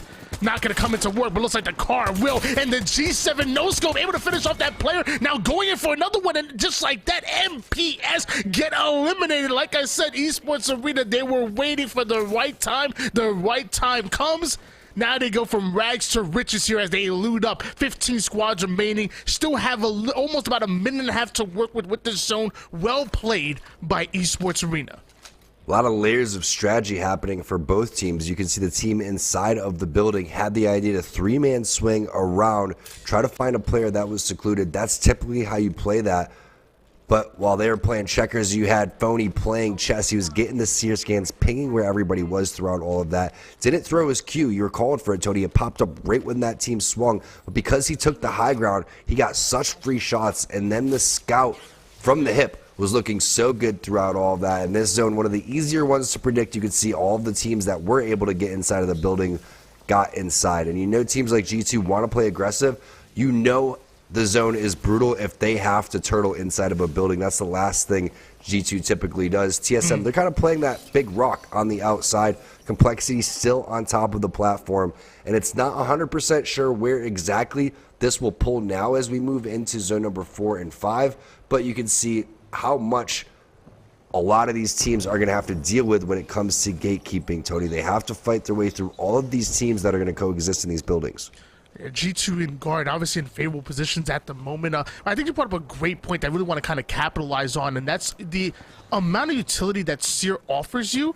But being a Seer player is not just about understanding what the legend is about. Being a great communicator. When that Q's not up, when that ultimate is not up, you're the only one getting that intel, and that intel that you feed towards your teammates are so important. So you really need a true support player, a great, if not your IGL, at least a co-IGL, one that's able to feed information to the rest of the team and really paint a great picture for everybody to understand where your opponents are, so you can still collapse without having that utility like the Q or even like that ultimate. That passive is almost just as deadly. It's like a free Bloodhound scan, as long as you're able to effectively communicate the position of your opponents to the rest of your team.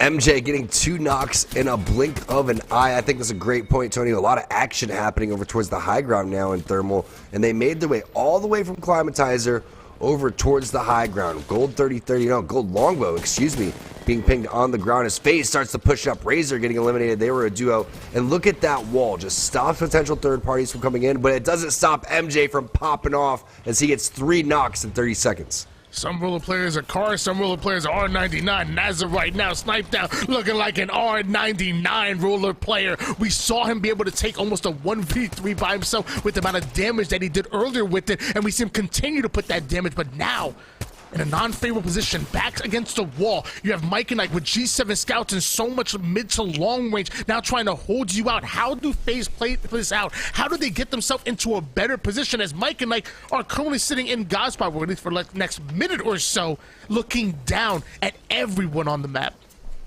Yeah, the re-knock and the thirst happening right there. Tough situation for FaZe, but Mike and Ike is heating up. They are having their game of the night so far, and you love to go and see it. The hard thing is, Tony, now it's time to rotate, and this is where things get a little bit dicey. This is where the serious gatekeeping happens, and there's only going to be one team that makes it out of this side of Thermal Station. It's crazy to me that there's 14 squads remaining, and in 31 seconds, we're going to be moving on to round number 5. Just like you said before, there's so much open space. When this zone moves the way it is right now, there's so much open space, and it's so hard for these teams to really coordinate with each other, really try to share real estate. We're gonna be down like 5 or 6 teams very soon here, with how they're gonna be forced to fight, including Esports Arena that gets right up and in there with the car. Beautiful shots even through the smoke, taking some back, but Naughty ends up going down. Phony does as well. That's gonna leave our Valkyrie player by himself, playing the knocks, trying to get the shields, but it was well played by Esports Arena, but looks like our opponents going right back at him. TSM looking to try to get into the fight as well. Eventually they might be taken out here. Verhurst ends up getting a big kill. TSM still sitting, finally start to go in. Looks like they're not going to play around too much longer. They're going to relocate as Mike and Ike are starting to land as well. And Mike and Ike realizes the situation. Now, there's a big fight happening over towards this side, so they could go and afford to take this spot. What a performance. What a rotation. Let's see if it ends up working out for them. And the problem with TSM is they can't all 3 leave that area because they know someone's going to go and take that spot. Somehow, some way, Slurp gets back into the game. I thought he was a player that got knocked and thirsted throughout all of that. Sipedown goes down. Alberly goes down. It's going to be guard RKN getting dropped by Nasky. But the team to watch right now and the player to watch is MJ and that team on your screen. Mike and Ike, they've been having a performance. Knocks all over the place. Damage on top of damage. We've been following them a majority of this game. They're going to play it safe and try to take on over towards the low ground, as a lot of teams were eliminated through all that. We went from 14 to 10. I was expecting a lot more. I think a couple of these teams are fragmented. MJ might stand for Mike Jones, and you know who to call when you need that damage. That was beautifully played with the G7 scalp, and now it's Tripods getting max value with that Volt. Volt Mercs coming in, putting in the damage, and now looking to finish off what they started. Little FaZe beating Big FaZe, as FaZe ends up being eliminated here. Mike and Ike end up going down. I said it before, we're going to be down 5-6 squads very quickly. We went down 7 within the last 30 to 40 seconds. There was just not enough real estate. There's just not enough room for all of these teams. 7 squads remaining, 20 players on the map. Prowler in the hands of Hal, difficult to use at that type of distance. I think that TSM was expecting these players to be a little bit more weak, but this is an extremely healthy team on the opposite side. TSM taking some serious damage. Nice shots coming in from Reps, but I don't think this is going to be enough for TSM. Deeds gets involved, Gent gets involved. Verhol's doing whatever he can. He's got some good shots there onto Nick Mercs, but Tripods was extremely healthy. They mopped that fight up so quickly, and now they're taking it to TSM, down to 6 squads remaining out of a blink of an eye. Tripods, they performed extremely well in game number 1. I believe they're in 2nd place overall, as Designful is going to take down Verholz at the very end, and we're down to 5 squads. Again, over towards the G2 building. That is the spot to be. You can see 2 buildings are on the inside. That building can house a handful of different teams, sometimes 3 different teams here on both sides of the building and inside, as Tripods makes their move. And this is a huge opportunity for Tripods. The #1 team in the guard has already gone down. You have plenty of KP to your name. Continue to put it down as the beautiful thermite grenade gonna go in. Deed's able to take down Designful. This is Gent's former team right now. So we're not just talking about a 3v3. We're talking about a 3v3 that matters right now. Both of these teams wanting to win it. And of course, Tripods looking very good on the outside, but watch out for those nades. Watch out for the third party, which is coming in just 48 seconds until we're moving into our final zone. And with Bloodhound scans coming in, with nades raining down, this is an absolute war zone here. Down to 4 squads we go, Deeds. Taking some damage from the high ground. Be careful, Tripods. You don't have much cover to work with here. Tripods, the team to shut down Mike and Ike, and they were on a heater. Now Tripods is the team to realistically watch out for. Love the way that they were able to convert back-to-back fights on top of that platform, even while getting third-partied.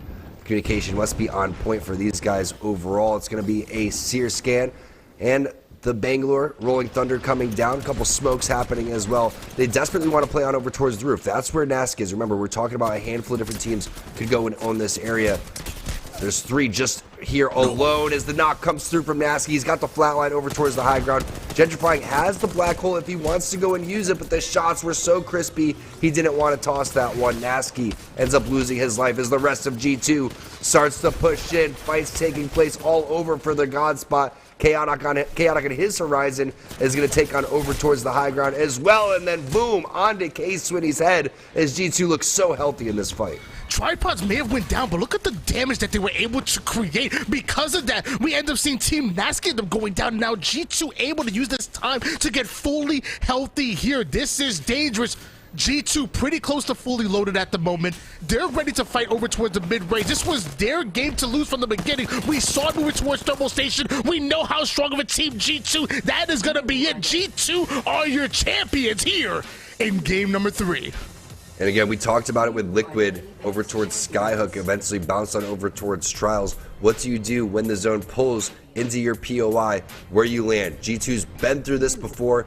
They used to kind of mess up and play that overly aggressive. They've learned from their past mistakes. They set up into the God building, which is the biggest building overall, and they held that throughout. Now, they held it with a composition where they weren't running Catalyst. They didn't have Watson. They had an aggressive team fighting composition, and they got rewarded big time. Extra kill points over towards the tail end of that game. Great timing overall. 7 kills from Chaotic.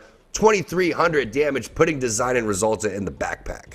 oftentimes you have a game plan, you have a blueprint, but it's your ability to adapt that's able to get you those big wins. Like you said, G2, a heavily offensive team, forced to play within that inner zone, but able to thrive with it. We saw them in non-favorable positions, but not too long ago, we saw D's with that thermite take down Designful and was claiming real estate right outside of the building that they were trying to hold when multiple teams were in that area. Scanning, nades, somehow they were able to play the res, get Designful right back up, and then they able to just play off of the damage that Tripods created, that Team Nasty created, picking and prodding, choosing their spots, stealing away kills left and right, and eventually stealing away that game. G2 not only able to be aggressive as possible, but also being able to adapt to any given situation, and they come out on top. Well played by them.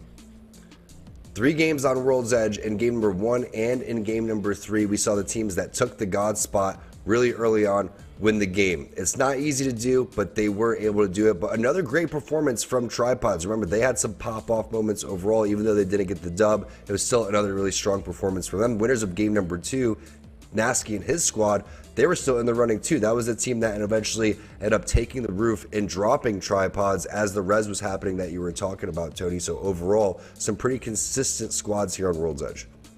It was well played by them, and like you said, Tripod's definitely going to be in the mix for stealing that number 1 spot. Eventually, Guard went down a lot earlier than expected, maybe like 6th or 7th place. Tripods were in that number 2 spot. They were to make it to the top 4, maybe even top 3 as well. So we can see Tripods really climb the ladder. We're definitely going to see G2 do the same. There's going to be a lot of movement when it comes to that leaderboard, and I count 1, 2, 3 games. Is that it for World's Edge? Are we going to Paradise Island? I think we going on a little vacation, right? Yeah, let's go change into our Hawaiian shirts, and while we'll do that, we're gonna toss this one to Yeso back in the studio as we get ready for Storm Point. Right after this, I'm going to have to go put my sunscreen on real fast because this pale skin does not agree with the sun very much. T-squared. Welcome back in, everybody. First half done, all set on World's Edge, and it's G2 that close out that first half with a very impressive win. But I think T-squared making a really good point talking about how Tripods have had 2 really strong performances in this first half. Games 1 and 3. They looked really good in this one. And yeah, unfortunately, they get caught on the low ground there by Team Nasky, who take the roof there in that late circle and are able to clean them up. But Tripods looking solid. Deeds having a great performance so far tonight. We'll have to see what Tripods can do with this switch over to Stormpoint, if they can keep that momentum rolling. Meanwhile, the Guard have been fairly quiet since that big game 1 performance.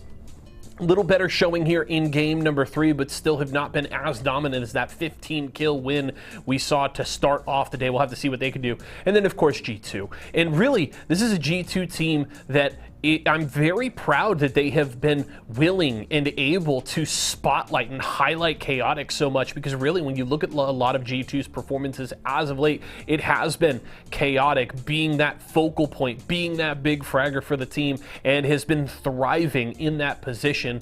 And of course, with those 7 kills in this game, definitely doing work here for G2 tonight. We'll have to see what they can do as we head into that second half. But G2 with a very impressive win here in game number 3. And that brings us to our Mobile 1 high performance moment here for our 3rd game of the day. Let's take a look here at this one, and it's of course Tripods here when they get into the mix and get caught on the low. Team Nasky with the high ground on top of the building, and as we well know, G2 are on the inside biding their time, and Jet trying to get that angle. Great damage there with the R301, but it's not enough as the teammates go down here, and Team Nasky are able to hold the top of the building for the time being. But the problem is that then they don't get this reset, right? You see K-Sweeney try to find some bit of safety there as the squad was doing such a good job fragging multiple different teams, but they get caught, and ultimately it's why they don't win the game.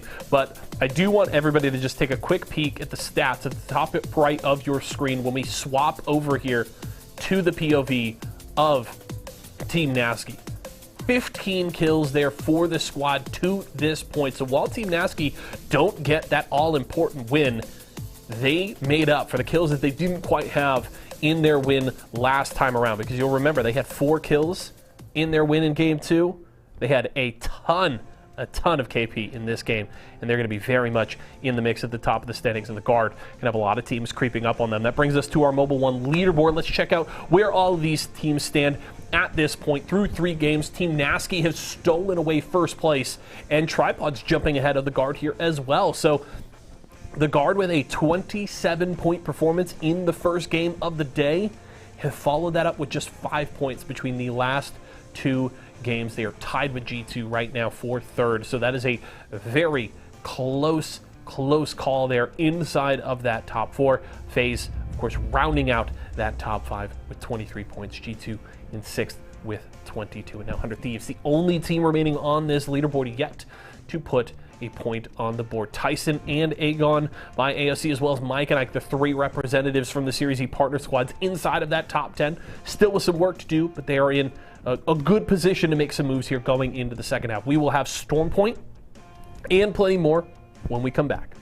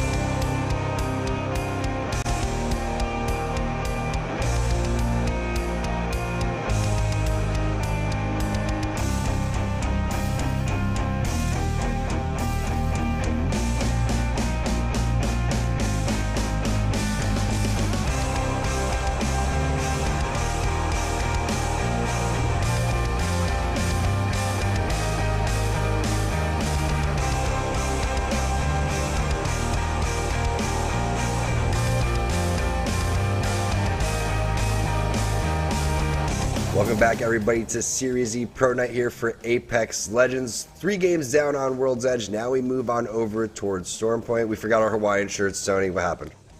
I didn't get CC'd in the email. You know, let's be honest, man. It's December, brother. I'm from New Jersey. I got a North Face if you want. I can grab that. But Hawaiian shirts, those are packed up. Winter gear is out. We're gonna be those dudes, full jeans at the beach. You know, that's how we're gonna be rolling, wearing our sneakers and everything, sandal up in our shoes. That's how we're rolling. Now I'm from New York, so I definitely understand where you're coming from. But these players are getting ready, and it's gonna be interesting to see which legend compositions kind of move over. Are we still gonna see Catalyst in the favor of TSM? We saw Hal over there. I was in his stream checking out what they were talking about, and they're going to continue to ride with Catalyst even though it didn't really work out with them. And they were having a conversation about, hey, what was, was it a legend thing or was it us just kind of misplaying? I really feel like there's going to be a lot of learning curve with that, and I think that there's a lot to look forward to with TSM. I'm just happy that they're trying out new things because I feel like there's just so much talent on that team. They already know how to play a majority of these legends. So when a new legend comes out, why not just give it a go? Why not continue to put the pedal to the metal? Heck, maybe we even see some more crypto from these teams as a way of trying to strategize and work through the next level of what the meta is going to be. I think that Catalyst definitely has a potential future going forward, but it still remains to be seen in which team is going to be the one to go and utilize that. Yeah, you know, we talked about G2's ability to be able to adapt, whether it's defensively, offensively, and Catalyst really provides you that utility to be able to adapt themselves. Like, you know, you think of the reinforced doors in the queue being able to set up and really being an inner zone heavy utility character, but then you have that ultimate which can block off line of sights, really allow you to control a gunfight as you're looking to close the distance on your opponent, or get you out of a sticky situation as you're looking to rotate out as well. Catalyst provides so much utility, maybe not as much value as a crypto, but in the right hands, Catalyst can be one of the best legends that we ultimately have in our pool, and it's only a matter of time before you know, someone like Hal or even Sweet is able to get their hands on Catalyst and be able to really unlock its potential. It's still tough to say, you know, what other legends are going to be usable here, because some of these legends are just so darn strong, right? I mean, we saw G2 make it work with their composition previously when they were rocking the Horizon, Bloodhound, and the Bangalore, and that's what they're doing again here. DZ, they're going with double scan legends and then Bangalore. This is a super interesting composition going forward. We're seeing less and less Valkyries because of the Skyward Dive and the nerfs, obviously, that had taken place with Valkyrie over time, but a lot of different legends, a lot of different pools, a lot of different playstyles. It makes Apex very exciting right now. I've always been a big fan of Bangalore, especially on Stormpoint. There's so much open field that you can really play around. I think Bangalore is great for obviously playing through res, getting out of situations. The ultimate, being able to block off lines of sight is very similar to Catalyst as well, and also do that extra damage. Then, I mean, come on now, just that speed. When you are running around the map as fast as Octane without stimming, it's absolutely incredible. It only happens, obviously, when Bangalore is being shot at. So I'm going to see exactly what information that provides here, especially combining it with a Bloodhound and what 100 Thieves look to do going forward. Meanwhile, that zone really pulling over towards Cascade Falls. I know Team Liquid and Guard are very much happy with that, especially Guard. Guard earlier in that game number 2 had a little bit of a tough game because of how long they had to rotate towards that zone. But game 1 and game 3, they had a great game because they had a shorter rotation and were able to get to that inner zone as quickly as possible. One of my favorite things to do is try to kill someone with the smoke, and that's what Sharky was trying to do right there. Put down some extra damage on those players on the opposite side of the wall here. Curious to see which squad this is going to be as the push in the first team fight is going to be taking place. You saw where the zone is going to go. It's going over towards Team Liquid. They're going to love that potential area, but this is 100 Thieves on the opposite side, and it looks like they got their swagger back, Jay-Z style, as DZ gets eliminated. I know Nate Shot is somewhere celebrating after that one. That's a big elimination for 100 Thieves. DZ, they were only 17 points behind the #1 spot and have been really consistent with staying towards the left half of the leaderboard, but now they end up dropping a lot earlier than expected. Stormpoint, a much different map than World's Edge. And Nocturnal, unfortunately, griefs his door. I don't think that was the plan right there throughout all of that, but they are going to take a priority building over here, and this should be a fairly predictable zone. I feel like it's a little bit more predictable on Stormpoint than it is on World's Edge. You saw that crazy bounce over towards Trials in game number 2 that Team Nasky was able to take advantage of. This is a little bit slower pace, though, as you saw. Not as many 50-50s in game number 1. We had 3 right here. Just one quick team fight, and it was really nice to see 100 Thieves get a team fight win under their belt. It seems like FaZe has been their kryptonite. Team Liquid and Complexity have been very much quiet today, much more quiet than we saw them last week. I believe it was actually Team Liquid that finished in 2nd place just last week. As of right now, sitting in 13th place, matching their placing with points right now at 13 points. So really want to see them step it up, really start to make some noise here on Stormpoint. I don't want to count them out just yet because anything can happen here on Apex, but something's got to change. They're going to have to start getting those kill points. They're going to start trying to climb up that leaderboard if they want to try to make it into the top 3.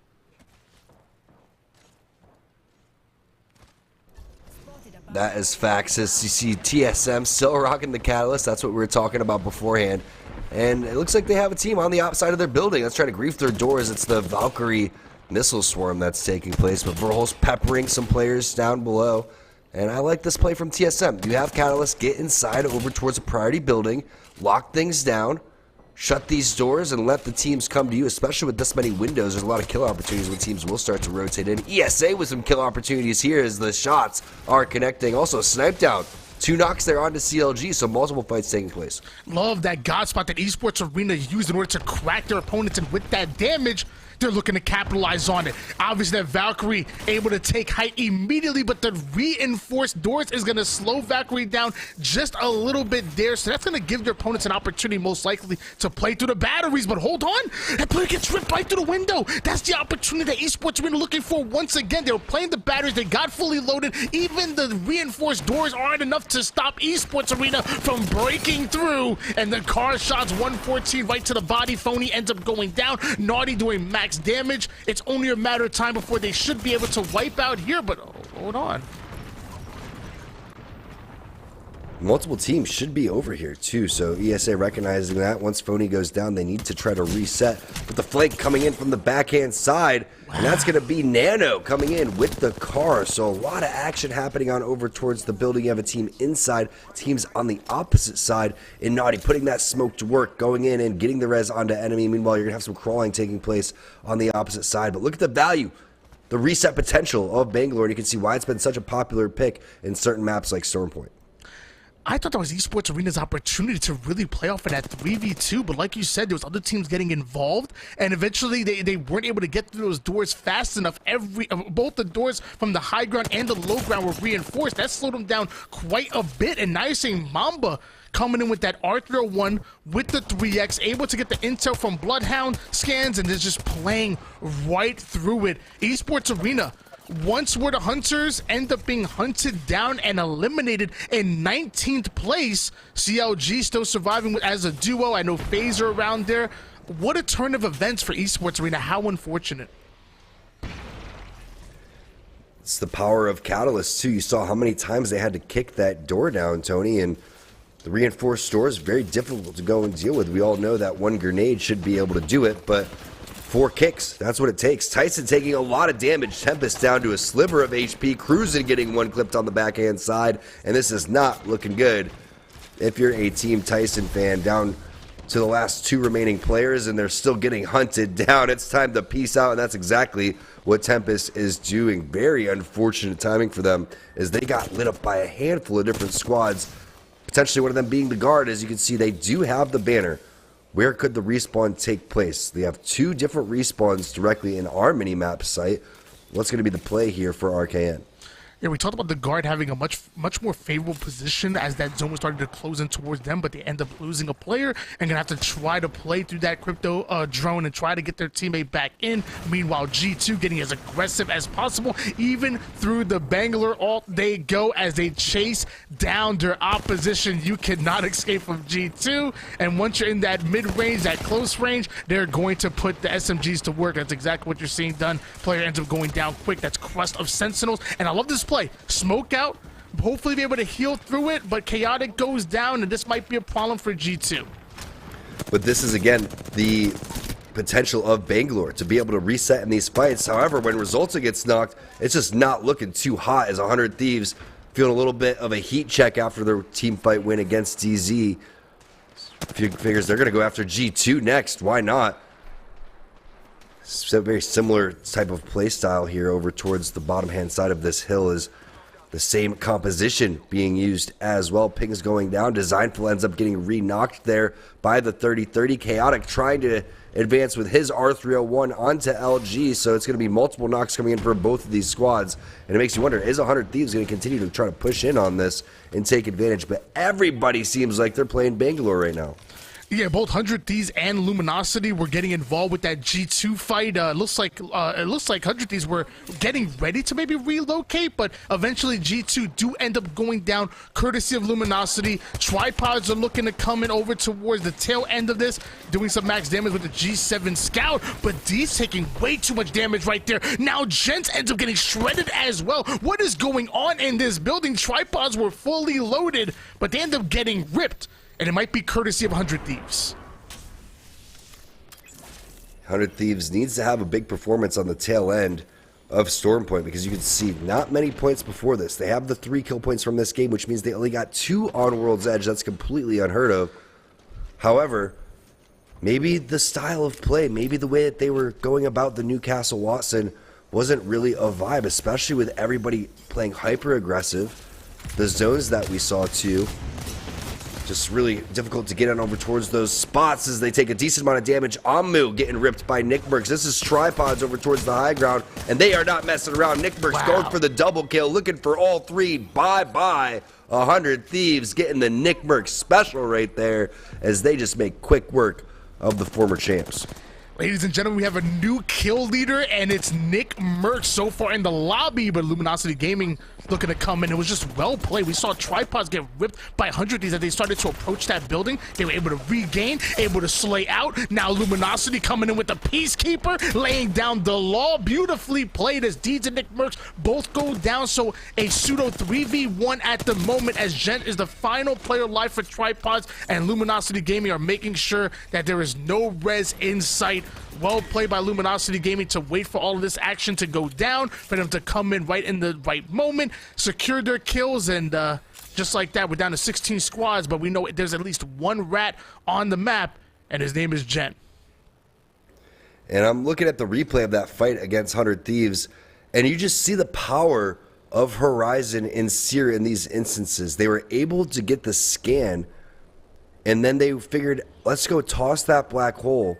And it's so unfortunate for Tripods now that they're just down to one player, because they played that team fight against 100 Thieves so phenomenally that, again, it just shows the power of that composition. And that composition continues to stay inside of the meta while a lot of other teams are trying different things. Watson seems to be a very popular pick. That's been successful. We're seeing that in combination with Crypto for the guard.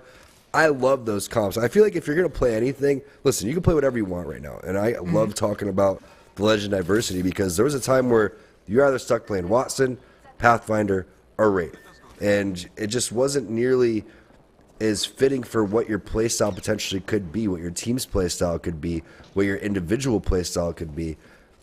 Meanwhile, Team Nasky, they found what they're going to be doing. They're going to be sitting inside of this building and posting up for quite some time. Everything should slow down here temporarily, right? It's going to be, again, very open space, maybe a fight here are there, but most likely going into zone number 4 and zone number 5 will drop down from 16 to around 10 squads. You heard it here first, ladies and gentlemen. Coach T-Square saying you could play any legend and really encouraging you to bring out the Mirage. Everybody right now should be having a Mirage in your ranked composition, especially if you're playing tournament play. Any legend is viable at the moment, especially the decoy master himself in Mirage. Luminosity Gaming staying over toward the edge, just trying to get as much intel as possible before they exactly push in. I like this actual play by Luminosity Gaming. Obviously, they're not comfortable within the zone, and obviously they want to try to get within it with the next 55 seconds, but rushing in with no intel is a bad idea. Wait to see if teams are coming in for the late rotates. Find yourself in as much information as possible and find the spot that you really must push. And Luminosity Gaming, they're going to play right through it. That Bangalore and Bloodhound combination is absolutely deadly, and we're about to see it very soon here. Or they still have that, obviously has to have that option to take to the skies with Valkyrie. Really excited to see where Luminosity Gaming go from here. Remember, LG got knocked a little bit earlier, but they were able to pick some kill points, and Yanya almost getting a hefty dose of some one clipping there. As you can see, he has the red armor too, so that was a lot of damage over towards the backhand side. They should be able to foot it up just a little bit, and that's why they're keeping on over towards the high ground so they can just continue to scout out what's going on. And look at that triple layer of defense that they have going on, Tony. They got the Bloodhound hitting scans in the backhand side. They have Jaguars with the 30-30 being able to land and keep the poke here. This is a perfect defensive formation as Yanya advances, and he's a player that can get back on over towards his team. I love the way that LG is using what weapons they have to determine what location they have, plus what legends they have to determine their location as well. As you can see, the Counter Assault is going down, which means this team wants to push.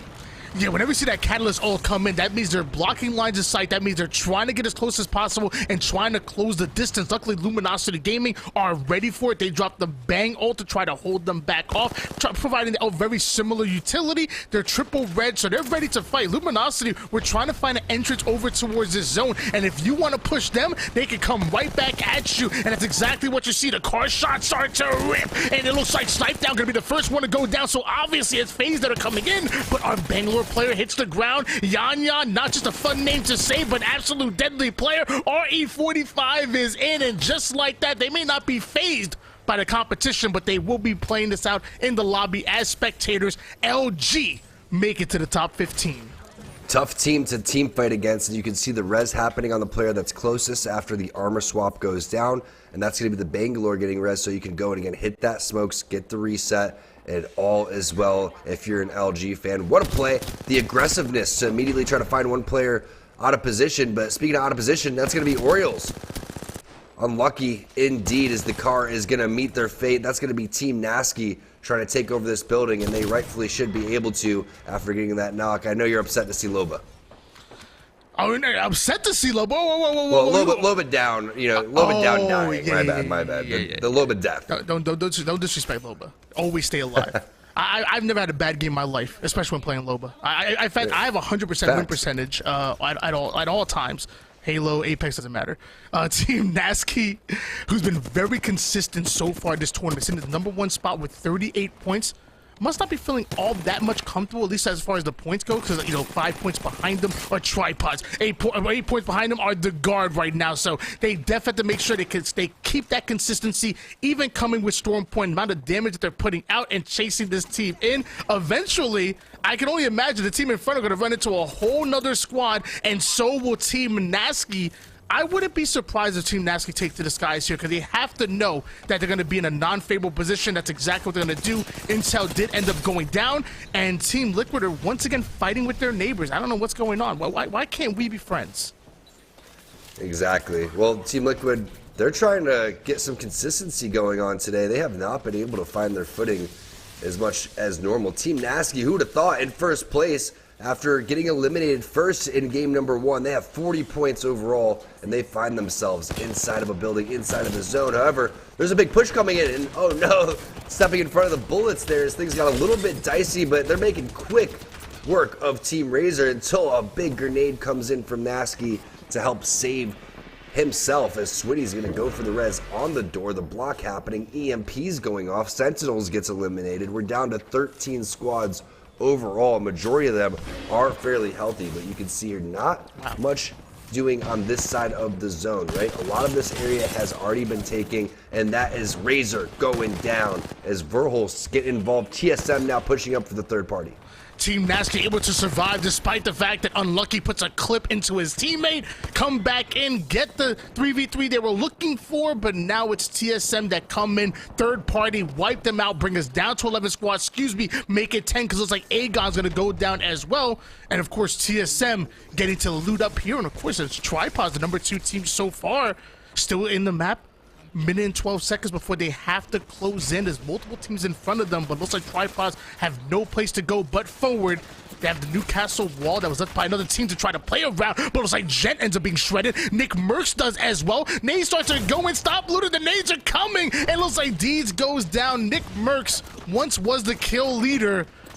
Looks like might end up getting killed himself as the nades are still raining down here. Tripods definitely in trouble. Not in the zone. Don't have your teammates up. This is really tough for the #2 team so far. From kill leader to eventually kill feeder here is what Nick Merckx is about to be doing, but it's a tough situation. He had L-Star, Mozambique, Gray Armor.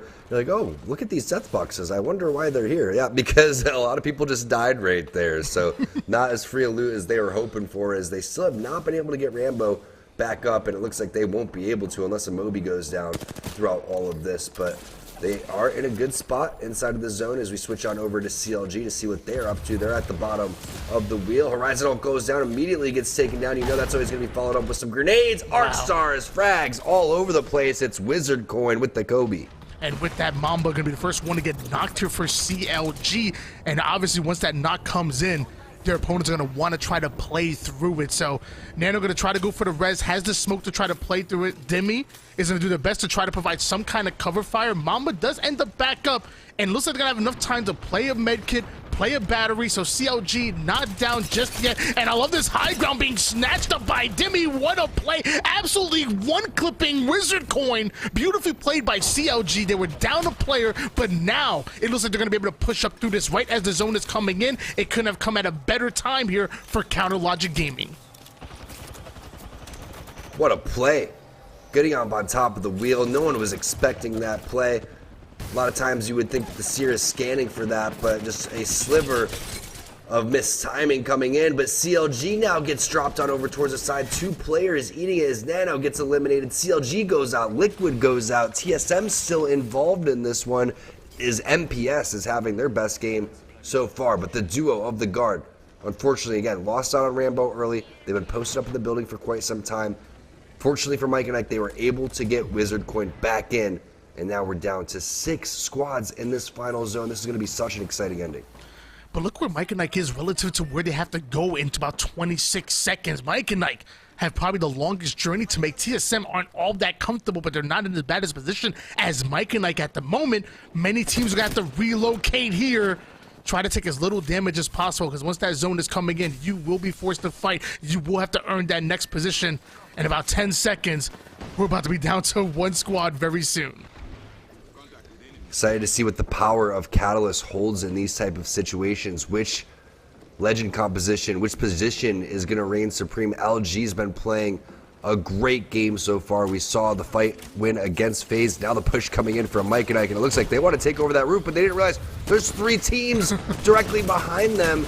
And it's going to be a great horizontal coming in from MJ. That should be enough for the rest of his team to come through, but that Newcastle wall so well placed. Now the rest of the members coming in, and Madness with some great spray on the backhand side. Unfortunate that they did not account for the teams that were directly below them. Seems like a little bit of a misplay coming in from Mike and Ike, but our teams are going to take advantage of that 10 times out of 10. Complexity sitting pretty inside of the building. Mobile respawn going down. Smoke happening on over towards the roof. We've seen the car, we've seen so many digis, but it's TSM taking control of this game. They got control of the roof. They still have their Catalyst wall. LG's out, Mike and Ike's out, and we do have a couple of players that are still down on the ground. So this is going to be a very easy pickings for TSM if they keep this roof. Yeah, just 3 squads remaining, and I can only imagine it's a 3v2v1, maybe even a 3v1v1 with the down player as well. This is looking like TSM's game too. I couldn't even imagine a world where they don't win, but Rez coming in, that player coming down right into TSM's lap. Just another knock for TSM. Still three squads remaining. That player ends up going down. TSM holding on to that ultimate high ground position, but the zone is pushing just a little bit towards their east. They're just daring that team to push up in front of them. Nobody has a Newcastle to play in. I'm surprised that they don't queue themselves up throughout all that. Instead, it's going to be a wall play. They get and put themselves on the opposite side. And again, this is what Catalyst is all about. Wait until the final second throughout all of this. And they may not even need Verholz's ult the way that they're playing this one. TSM taking the win, the first one on Storm Point, and that is how you play Catalyst. We knew that Hal was a little bit iffy on World's Edge, but it really came in as they played that correctly towards the tail end of things. And big shout out to TSM for taking over that entire area. There was no stopping them with that Catalyst wall. Nothing you can do. And at that point, when you see free kills just kind of falling from the sky, Tony, you know the game's going your way. Yeah, by the time we got to the final 3 squads, TSM were the only squad that were fully loaded right there. So, and there's going to be some teams out there that might make a mistake, that might end up throwing their game, but not TSM. Hold on to their high ground as long as possible. And even though they were the first one to push in, which lots of times the first team to push in might be the last one alive, they utilized that catalyst utility, that ultimate blocking that line of sight. They end up in towards the inner portion of the zone. Eventually, Verholz just takes to the skies with that Horizon Q, which is beautifully played. TSM obviously deserving the win, the first win here on Storm Point. Yeah, typically you would see that old school play happen with dropping on the opposite side of teams and throwing down your bubble and forcing them to fight, and then bubbles would go down everywhere. Now we're in a situation where Apex is just so exciting. You don't know how these games are going to end. Hal comes and throws the perfect wall, forces those 2 teams on the opposite side to basically duke it out, because you can't run through that. And all you have to do is continue to jiggle peek back and forth, and you have as many free shots as you want. And there's information coming in from the Seer. You have damage coming in with Verholz. I love this composition. I think it's very well played the way that they executed that. And you can see the potential of Catalyst. You have that end game where you can just completely wall people off, but you also have the ability to get there by locking things down and reinforcing those doors, Tony. It was funny when I was looking at towards that end game, toward the final three. I was looking for a Newcastle. I'm thinking, okay, Newcastle ult starts your push, gives you cover, and I'm like, nobody has a Newcastle, and I didn't see the catalyst play by TSM. Like, that was a huge play. The wall comes in, and like you said, just playing through that, so well done. It's not just about choosing legends, about how you play in every given situation, and TSM obviously played that to perfection. And they played it patiently. Let's get Yeso's thoughts on game number 4, our first game on Stormpoint. The way TSM are playing these days just feels like a matter of time before they take a win, and they were clinical in that final circle to grab the W here in game number 4. Hats off to TSM on that great performance here as we kick off our second half of the day. And I don't even want to waste any time. I want to jump right into the Mobile One high performance moment here, because this is just so well played from the squad here at the end. Perfect execution with the Catalyst ultimate. Of course, they've got the Horizon on top of it to make things happen. But let's just jump right into this replay. We already got the look at TSM. They're cleaning things up, and just such a well-timed drop here to get the jump on these final two squads. They lay down the Catalyst ultimate and cut off these other two teams, make Complexity fight it out on the other side. They've got all the safety that they could ask for here, and then just the well-timed Horizon ultimate right on top to create the chaos here at the end. This is just so well done. How perfectly timed, sliding down. Wonderful placement there of the Catalyst ultimate to just create this nice, safe little pocket for TSM to play inside of. The other two squads duke it out amongst themselves, and then TSM cleans up the scraps. And that's just so well done here for TSM. Great performance from the team.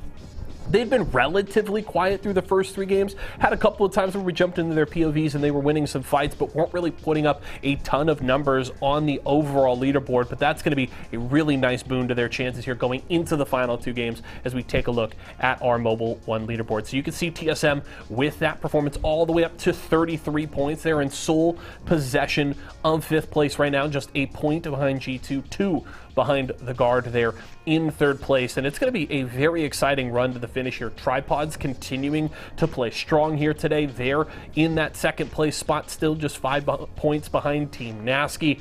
And things are getting rolling here at the end with 2 games to go. It's going to be a hell of a fight to the finish. We have 4 different winners through 4 games, and there is a very tight pack there at the top of the leaderboard, and I can't wait to see how things shake out here at the end. But hats off to TSM. Love seeing teams bringing out the Catalyst. A very fun pick. Does some similar things to, in terms of controlling space, the way you can with a Caustic, I should say, but the utility of that Catalyst ultimate can really make some incredible plays, and I think we just got a perfect look at the kind of incredible things you can do with that kit there with TSM's play in that final circle. We're going to go to a quick break. When we come back, T-Squared and Why Not get you ready for game number 5.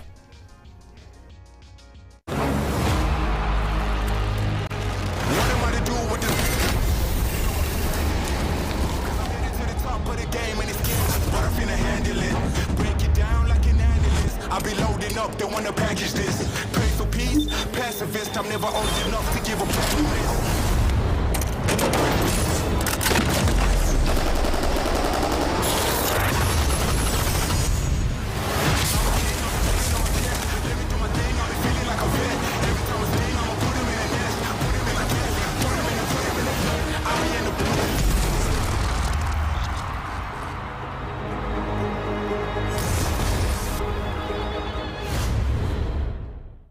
When the chicken is this crispy and this tasty, it doesn't matter what else is for dinner. Tyson crispy strips are so delicious, they'll be your favorite part of every meal. More crispy chicken, more family faves, more to love. Tyson.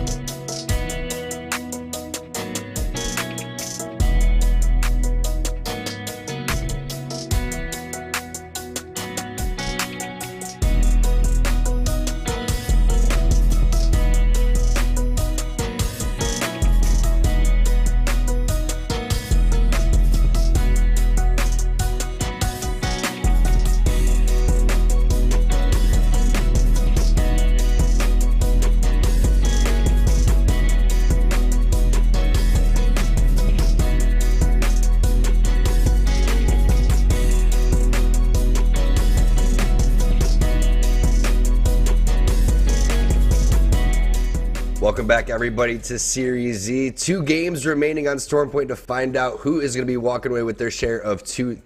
TSM with a big win right there. Catalyst picking up a dub. And I feel like we've seen 4 different teams with 4 different compositions win each game. It just kind of lays into the storyline of the night that we're in a great time for the current meta of Apex Legends. Yeah, really exciting to see. Like you said before, every legend obviously viable, including Mirage and even Revenant. We should expect to see being joined in soon. TSM able to climb that leaderboard to number 5 spot. Team Nasky still somehow holding number 1 spot with 43 points. And right behind them is Tripods, really the surprise team of the tournament. I know you asked for like an ultimate like dark horse pick, and I picked G2. Little did I know that Tripods was going to make this much noise. I would have went with them. Yeah, and you see how close this leaderboard is, right? I'm looking at the Mobile 1 leaderboard on the side here. We have Team Nasky with 43 points.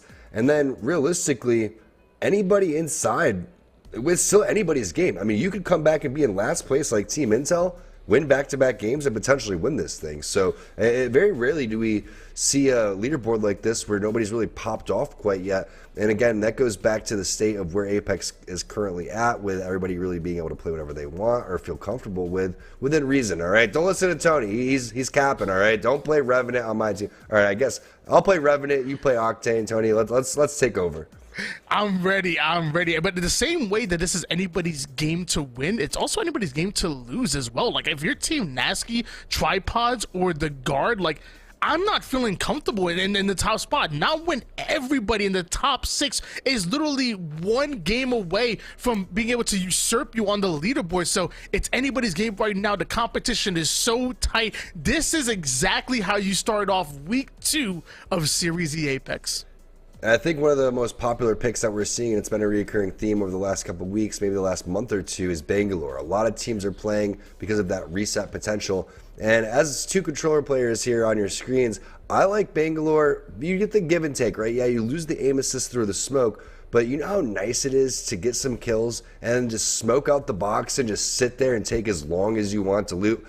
I love that. I promise you, there's like Shiv fans all over the place yelling "Lifeline, Lifeline" right now, and just so happy that Bangalore is seeing this much play. Shout out my boy Shiv. Always love watching his streams in the morning, and he's damn good on Bangalore. And I'm pretty sure every time somebody plays Bang, don't they have to send like a nickel or 2? It's something like that. It's in the contract.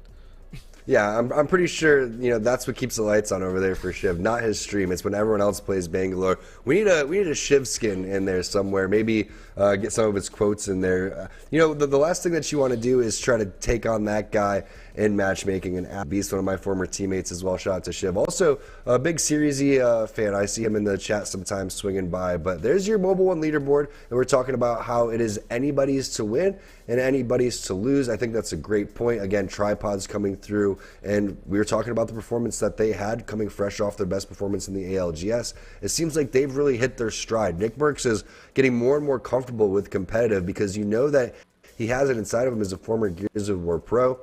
He was great at Fortnite, coming over here to Apex not that long ago. It was only about a year or 2, and he's playing with some of the best teams in the world right now. You also got to give credit to Deeds and to Gentrifying. They've been playing phenomenal, and I know that had to be hard for Gent to not be on G2. They were the longest lasting team in all of Apex, so that's going to take a little bit to get used to your new squad as well, and who better to do it with than someone with the experience and vibes than the Tripods have. So congratulations to them, but they still have more work to do. In terms of the other side, disappointments, I would probably say 100 Thieves. It's been tough for them overall. They got a big team fight earlier in game number 4, and that was against DZ. But we're going to take a quick break. We have a unfortunate lobby error. We're going to get all of the players loaded back in, so we're going to take a quick commercial break, and we'll be right back with game number 5.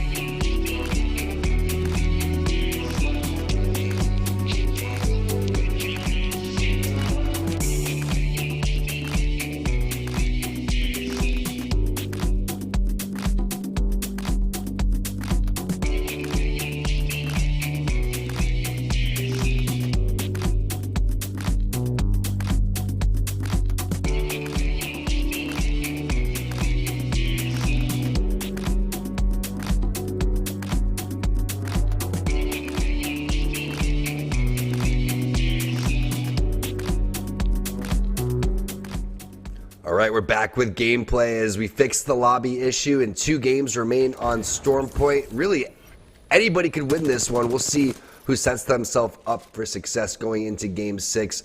We know we saw an early fight happening with DZ and 100 Thieves. Could this be the same fight, Tony? It might just be, and it looks like already seen damage come in. Zero taking a lot more than he can chew, but luckily able to get right back up to full shield. It looks like DZ wanted to relocate, maybe even get out of this fight completely.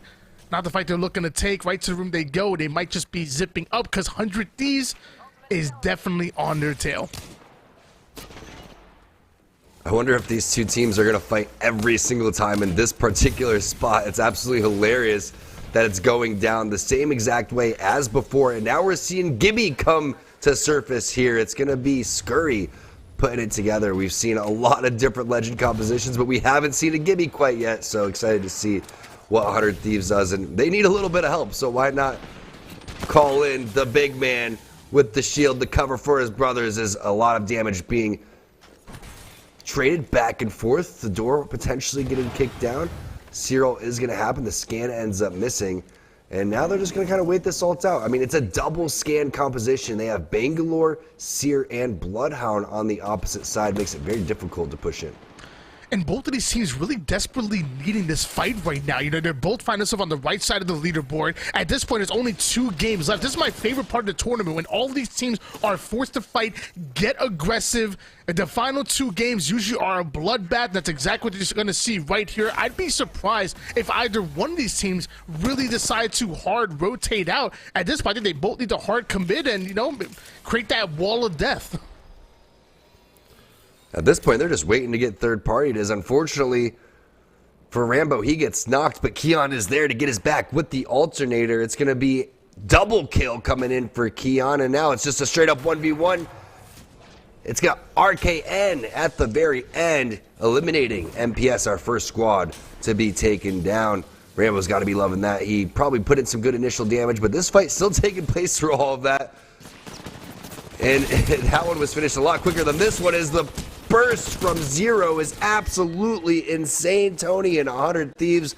No dome's going to save you there. Double scan legends, and the aggressiveness from DZ really paying off there. Thank God, that was taking way too long right there. I'm like, I either go in or go home, because like you said, they were really kind of opening themselves up for a third party, but luckily DZ saw the bubble, felt very confident within the bubble fight, go right in, and are able to get the wipe before a third party comes in and introduces themselves. As we see this zone really start to pull over toward the south side, over towards fish farms. Lots of area to fight over that fish farms, but most likely we're going to see it just slightly north of where fish farms ends up landing here. So FaZe start to make their rotation in. G2 have a bit of a long rotation. Then you have teams like Mike and Nike and CLG who really have to take a hike over towards this inner zone.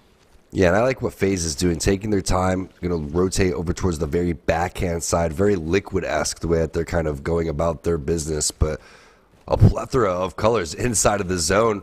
A lot of that action will happen over towards the west side. G2, CLG, ESA, Team Mike and Ike.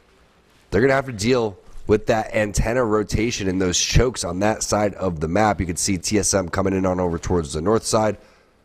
They're able to get their win on Catalyst. You saw a great wall coming in from Hal at the very final moments there. Awesome ultimate coming in from Vrolhost as well. Tripods, they lost out on Gent, but the res is happening. We'll see if they're going to be able to get this cleanly.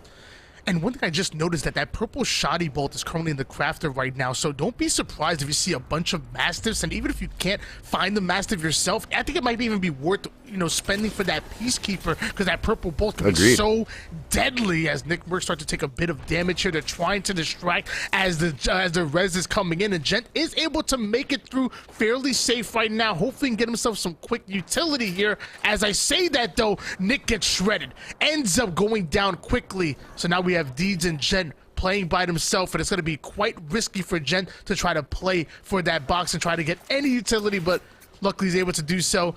Gets himself at least a 301 before taking too much damage. Looks like there could be a better armor in there too. Able to find that one, get the blue, maybe get some revenge for his boy Nick Merckx. This is the Tripods team that you can see on the lower left-hand corner is sitting pretty. Third place, 38 points.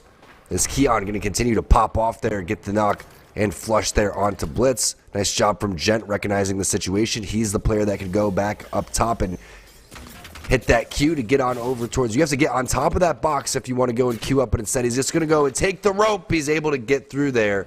As you can see, the scan hitting as well. But 20 cells, passing that on over towards Deeds, also has the banner. And they should be able to get Nick Merckx up here eventually. Keep in mind, Deeds does have that skyward dive. You have Gentrifying, who's going to be able to hit that movement with the Horizon passive and the Q. G2 waiting in the wings to potentially pounce on a team. It's going to be a Rolling Thunder to start. Smoke coming on over towards the side. No digi threats, but that is what you're looking for Bangalore. Trying to isolate fights and Designful taking angles to try to advance forward.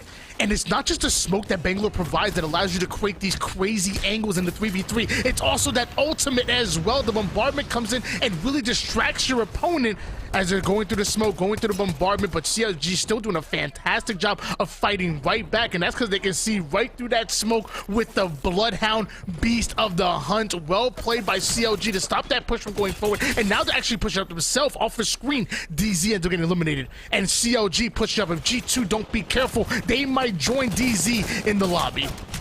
Yeah, this is going to be a great third party coming in. The spray happening all over the place. CLG was able to get out of there, but now they get eliminated and hunted down by G2. It was a little bit sketchy there and dicey for Designful. He was trying to go and force his way through there, but you saw an amazing ultimate coming in from Chaotic, and we know what he's capable of in game number 3, completely popping off 2,500 damage, getting the dub, and 7 kills. ESA with their new addition, Naughty. Is it a tryout, or is this going to be something full-time? Still remains to be seen. A little bit of a slow start for them. They are going to find a bow check bow inside of the drop here, and that one's going to go on over towards Enemy. I'm sure he's going to be liking what he sees, getting that 3x on there as well, completely ripping people open across the map without any sound. One of the most frustrating things is getting hit for 70, 70, 70, and next thing you know, you're crawling towards your teammates.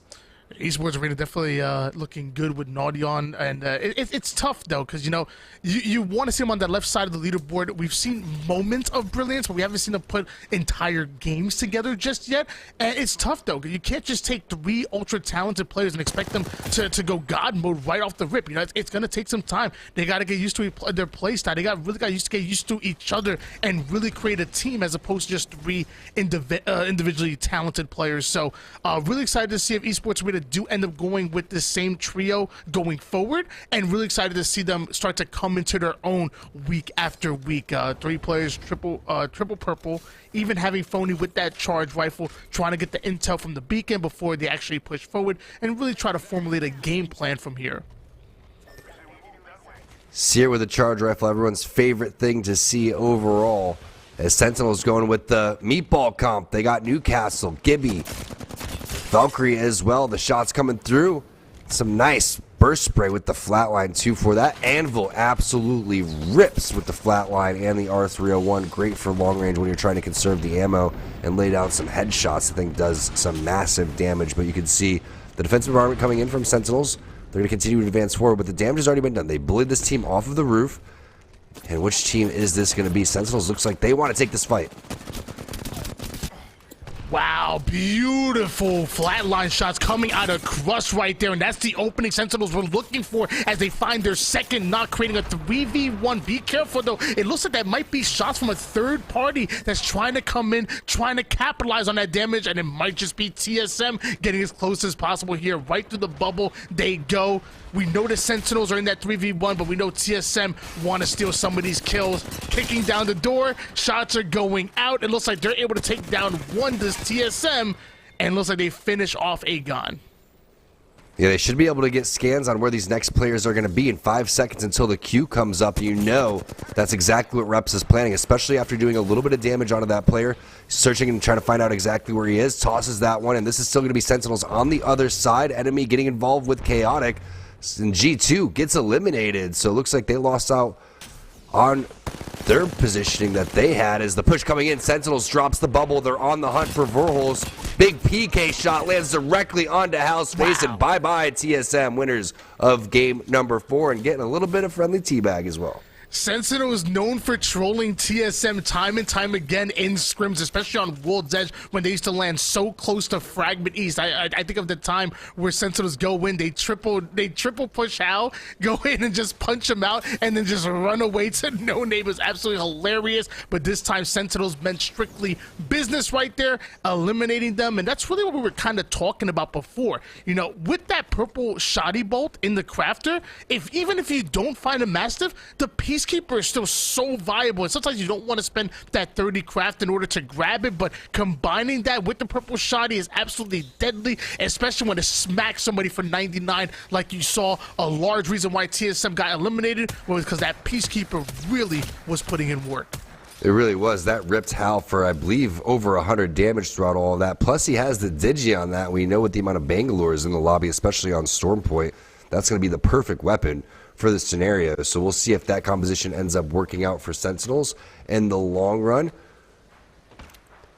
And we've seen a handful of different Legend compositions come out from them. Heck, they were the team that was running Revenant, I believe, at one point, when that was, I think, Lou coming through and was on that former Sentinels roster. As we take a look at where this zone is going to be pulling, and it's going to continue to pull on over towards where Team Liquid was set up. But that has to hurt for Nick Merckx because of the fact that he knows his team has the God spot right now, but there's no way they could leave that to go and hit the reses because a handful of teams will immediately collapse. Some big damage coming in from Phony. He only takes 50 and lays down about 150 overall, 304 away from charging up that Evo shield. But the pigs are going down on to where they need to rotate towards, and it's a tough task to rotate past this area. A lot of open field, and that's why the charge rifle is going to put in work. It's so amazing that the charge rifle somehow remains as floor loot with how much damage it does on the maps. Upgrading Evo shields, really controlling the pace of fights. It really is deadly in the right hands or even the wrong hands. Doesn't matter. Anybody can shoot the daggone thing. Meanwhile, Luminosity Gaming ended up losing out a player completely. Luckily, they're able to get the ban. Looks like they're trying to play for the res, but as our Bloodhound player was doing it, even through the Beast of the Hunt, wasn't able to get out of this situation alive. Bangalore coming in quick with the smoke, quick with the res. Hopefully Luminosity Gaming can get back up to fully loaded because they really are in trouble at the moment as we're down to 13 squads. In 17 seconds, we will be starting to close in this round number 3 as we approach round 4, and Mike and Ike coming in with a sweet treat. Yeah, MJ typically has the R301 in these situations, but he's going to take the scout and the knock onto Phony. We were talking about how difficult that rotation eventually was going to be, and now you're starting to see that come into fruition there for ESA. Mike and Ike, they have had a pretty solid day overall. They haven't been able to close out a win, but I like the way that they're playing, especially considering this was a team on the verge of getting relegated and not making it in until they really popped off in the final moments of last season of Series E, and they've continued that momentum and have looked like one of our strongest partner teams. Yeah, they're definitely one of the teams that came in late and got a few points and just kind of ran away with it in the previous season, and really showing why they were able to do so here in this season, week 2. Mike and Ike consistent with staying on the left-hand side of the leaderboard, but now we want to see them put a complete game together, or we want to see them get shredded. My gosh. Rambo's R301 shots hitting from long range, even with the 2x bruiser, and that's exactly what the guard were looking for to start to get closer, start to rain down those grenades. They're going to look to angle out their opponent down to 11 squads at the moment. Guard still comfortable in the zone, and you know many teams wanted to get involved as well. Absolutely shocked they're not going to go and push this advantage, especially considering how much ammo Rambo has. He needs to get that ammo off of that box, and they could have continued to push and try to take that, but instead they're more focused on their back. They know that they have that team directly in front of them, and they have another team behind them. So if they don't focus these guys and allow them to get pressure, then it's going to be a free rotation, as you can see where that zone's coming. And remember, we had the early call on what FaZe was doing. This is something that we've seen in the past. Play that very backhand side of the zone, keep all the action in front of you.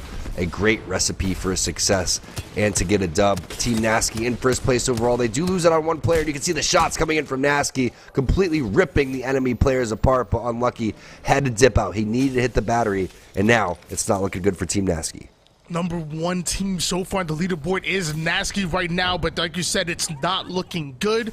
You're seeing multiple teams in front of them. R301 shots are going to connect, cracking the player. Beautiful shots coming out of Unlucky.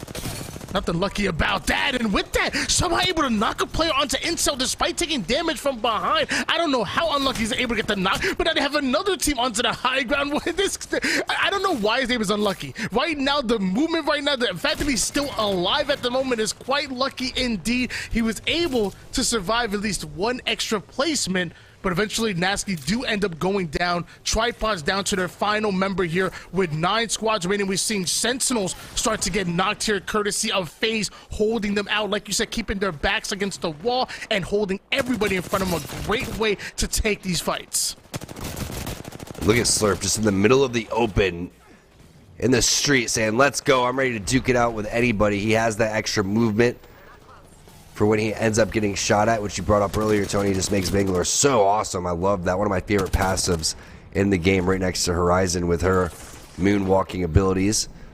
But FaZe has done a great job of owning the real estate, getting back, picking up some kills, and not affording another team to take the God spot. Because you can see the Valkyrie ults are coming down. If you do not show together, then they will potentially land on you, and that's exactly what Snipedown's doing. They're sliding back. Alworley's making the call. And that's why it's so great to have an experienced player like that on your team. They are hunting down where these teams have went. Unfortunately, it's a little close to them, but they are ready for it. The damage is coming down. That's going to be Sentinels going down, Razor going down as well. The bow shots from Alworley just ripping this team apart. FaZe really known for their ultra-aggressive playstyle, playing the edge of zone, but now you're seeing a great defense as an even better offense as FaZe is absolutely shredding the lobby, now closing the distance with that Catalyst ult, blocking that line of sight. It's going to play through it, poke and prod. Newcastle the biggest target, so the first one to go down. It looks like all of Incel end up hitting the lobby here, and with that, FaZe have an opportunity to try to play through the res. Complexity as a duo might still be able to get in time, but that Catalyst ult is still blocking the line of sight. Gonna play through it. Right with the card they go. Absolutely griefing FaZe at the moment. Can Complexity complete the wipe? The problem is for FaZe, they stood in an Arc Star. There was an Arc Star directly in front of them, and they all just ate it. That team fight was not nearly as clean as it should have been, and Complexity is going to take advantage of that situation. Running through the wall, didn't really matter. Hitting the Newcastle wall, that didn't matter. They're still going to go and full send that one. It's a 3v3v2. The res taking place on the backhand side as well, so make that a 3v3v3 situation. As you can see, the guard is desperate for these kills. They're in first place. They took that over away from Team Nasky. And hello for some free KP. Did anybody order a punch out? You can see the drone was there. There goes the player flying out of the air. He gets taken down immediately and tack one more up for the guard. Give them the 50 bomb. Just 3 squads remaining at the moment here, and the guard are one of the teams that are fully loaded. Complexity absolutely not. So you see the collapse coming in. Keon getting in position with that car right through the Newcastle ult. Beautifully played as one quickly goes knocked, and then the second one is nowhere near fully held. Complexity get eliminated. We have a new kill leader. Now we have a 3v3, and the guard are looking to push right through the guard of the opposition. They're already getting shredded. The shields are down. It looks like Keon does end up hitting the floor here, but it's not going to be enough. The shoddy is being put to the body. Just like that, the guard showing why they're one of the best to do it. What a game coming in from the guard. They methodically went about the situation, got their entire team on board. Great EMP over towards the backhand side, and they take the cake there after hitting that 50-point mark. That has to feel good. We were waiting for a team that was sitting on the top left of that leaderboard to make a statement. That was a statement game from the guard. We highlighted them early in the show in the pregame, talking about how consistent they've been, how dominant Rambo's been in that kill feed. He proved it right there. I mean, Arcane's in the back, still waiting and laying down shots from afar, and then you still have Rambo just in there with the EVA 8, just putting in some serious work. Keon, though, the big story here, 2,000 damage for him, 6 kills, 5 assists. Great execution there, Tony.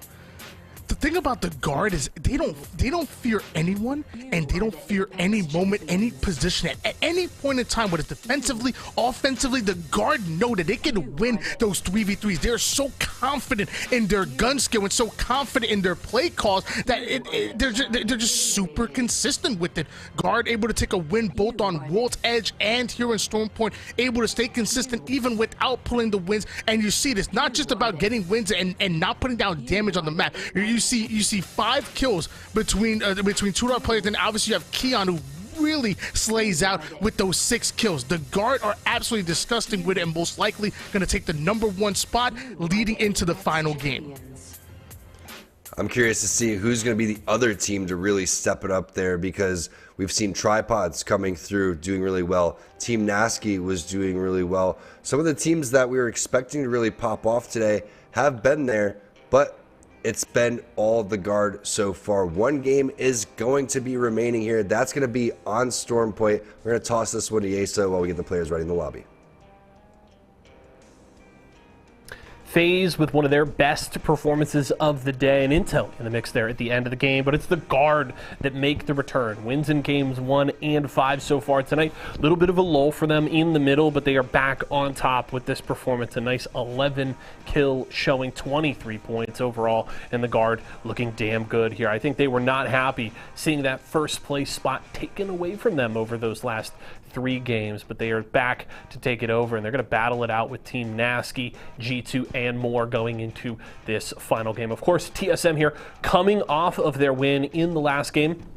So good early kills, scrappy at the start of this game, and G2, who is also struggling a little bit since their win going out early in this one, and TSM just playing with that characteristic confidence that we see them show week in, week out, no matter what play it's in, but getting caught there by Sentinels, a team that, of course, TSM has victimized quite a bit over the last few months, of course, taking away their drop spot on World's Edge. Got to feel good for Sentinels to catch TSM unawares there and grab the win in that fight. But, of course, the story coming out of this game is the guard with their second win of the day, trying to get back-to-back Pro Night victories here, 2 weeks in a row. Of course, last Wednesday they were very impressive in the back half, and they're looking to do that again in this final game. Let's jump, though, into our Mobile One high performance moment here for game number 5, and it's the finish here from the guard. Complexity in another late game here as well. Keon with the early knock, and then just beaming right here to help finish off Complexity, and then very key, able to get the armor swap as they push for this final fight here to end things off. Tempest and Stankini playing around the rocks here. They are able to get the initial knock onto Keon, but Rambo just getting a wonderful little sightline there from the trees, and while Arcan draws a lot of the attention here, good damage from Rambo, and then the finish there with the scout for Arcan grabs the win here from the guard. But it all starts, again, with this aggressive push from Keon to wipe out Complexity, steal away Kill Leader, and then get some good damage out before going down. Of course, lays down the Thermite, pulls out the car, does get knocked, but knows, I've got Rambo, I've got Arcan in my back pocket, they can clean this up, I'll do what I can, and they'll finish it off, and they do exactly that, and that turns into another win here for the guard on tonight. So let's take a look at our Mobile One leaderboard, see where all of these teams stand. I imagine the guard have retaken first place, and they have by a nice margin. 13 points separating themselves from the second place Team Nasky. Tripods continuing to plod along here through tonight's performance. 43 points through 5 games. Solid showing from them so far, but we'll have to see if they can finish on a big high note here in this final game. The one team there in that top 4 that has yet to win a game. So Tripods could make some big moves if they can find that big performance here in Game 6, but regardless, they are in that top 3, and the guard got to be feeling very comfortable here going into this last game. If they can put up another 6 or 7 points, they're probably feeling very good about grabbing first place in back-to-back weeks. When we come back, D-Squared and Why Not, I'll get you ready for our final game of the night. We close out another week of Series E Apex Legends when we come back.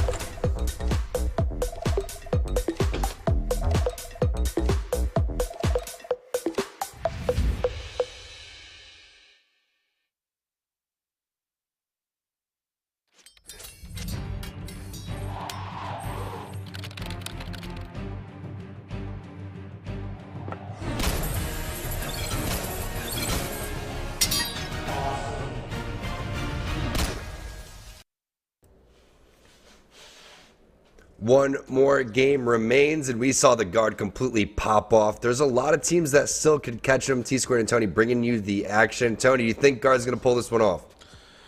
I think as of right now, they have to be the favorites. I mean, they've just been so consistent and so dangerous. If I'm Nasky, Tripods, or G2, I'm putting a bounty on them. I'm just saying, PayPal's over for anyone who's able to 50-50 and take down the guard because they really are that dangerous. Obviously, Nasky in position, so are Tripods, but they're still double digits behind the guard, sitting in the #1 spot. You also were saying to me in Discord during the break that you want, or in the chat as well, that you want to see Mirage and a gift card to anyone that ends up running Mirage. We'll see. Maybe we can, hop in and sabotage in the guards chat and see how they're doing. But we know that they're way too focused to be messing around with that Mirage visits. There's almost no facades here. It's just straight gameplay coming out. And what a great way to end that game, too. And their wins today, they've been very, again, methodical in the way that they're approaching the situation. And you can see the layers that they want to have. They want Keon and Rambo going forward. Arcane's going to be calling shots on that crypto on the backhand side, getting valuable information with the drone, laying down the EMPs. And I just love watching these crypto teams work. It would be kind of weird, though, if all 20 teams were running crypto, let's be honest. I don't know if I'd want to see EMP on top of EMP on top of EMP. But the players are getting ready to loading into the lobby for game number 6.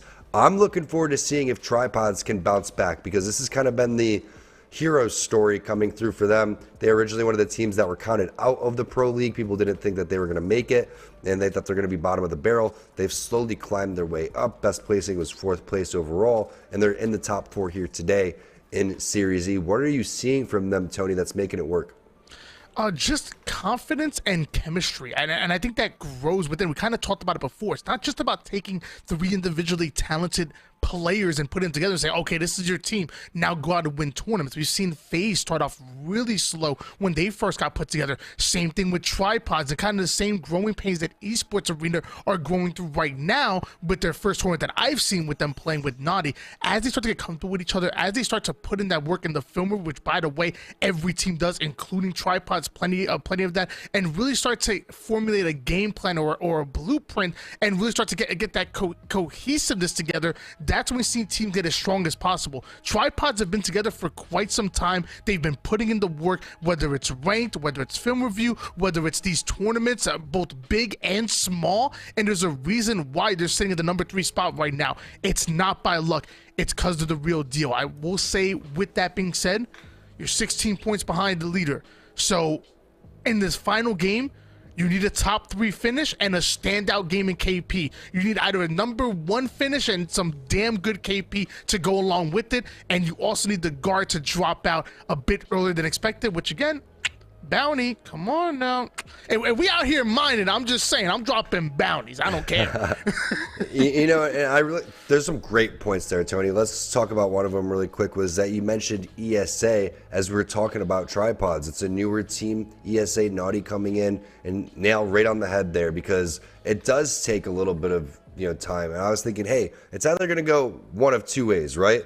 I mean, it could kind of go in the middle, but let's face it, it's either going to go great and it's going to be this honeymoon, or it's going to be a potential divorce immediately, okay? So you got to kind of see where your team's going to be and not get too upset if things don't go well. But one of the things that I love about this guard team is that they're playing kind of a passive composition, but they pick up a lot of kills doing it. And you typically see this team, you say, okay, it's Crypto, it's Watson. They're going to be sitting back a lot of times. No, they still play aggressive, and that's what I love. And when you think about, winning championships, or you think about this match point format where you have to get to 50 and then you've got to get a win, what better than Crypto? What better than Crypto in this situation too, when you need to just kind of sit on that lead and let the other teams kind of fight as you pick and choose where the zone's going to be. 100 Thieves finding some really great loot over here as they know they're going to be fighting DZ here very shortly.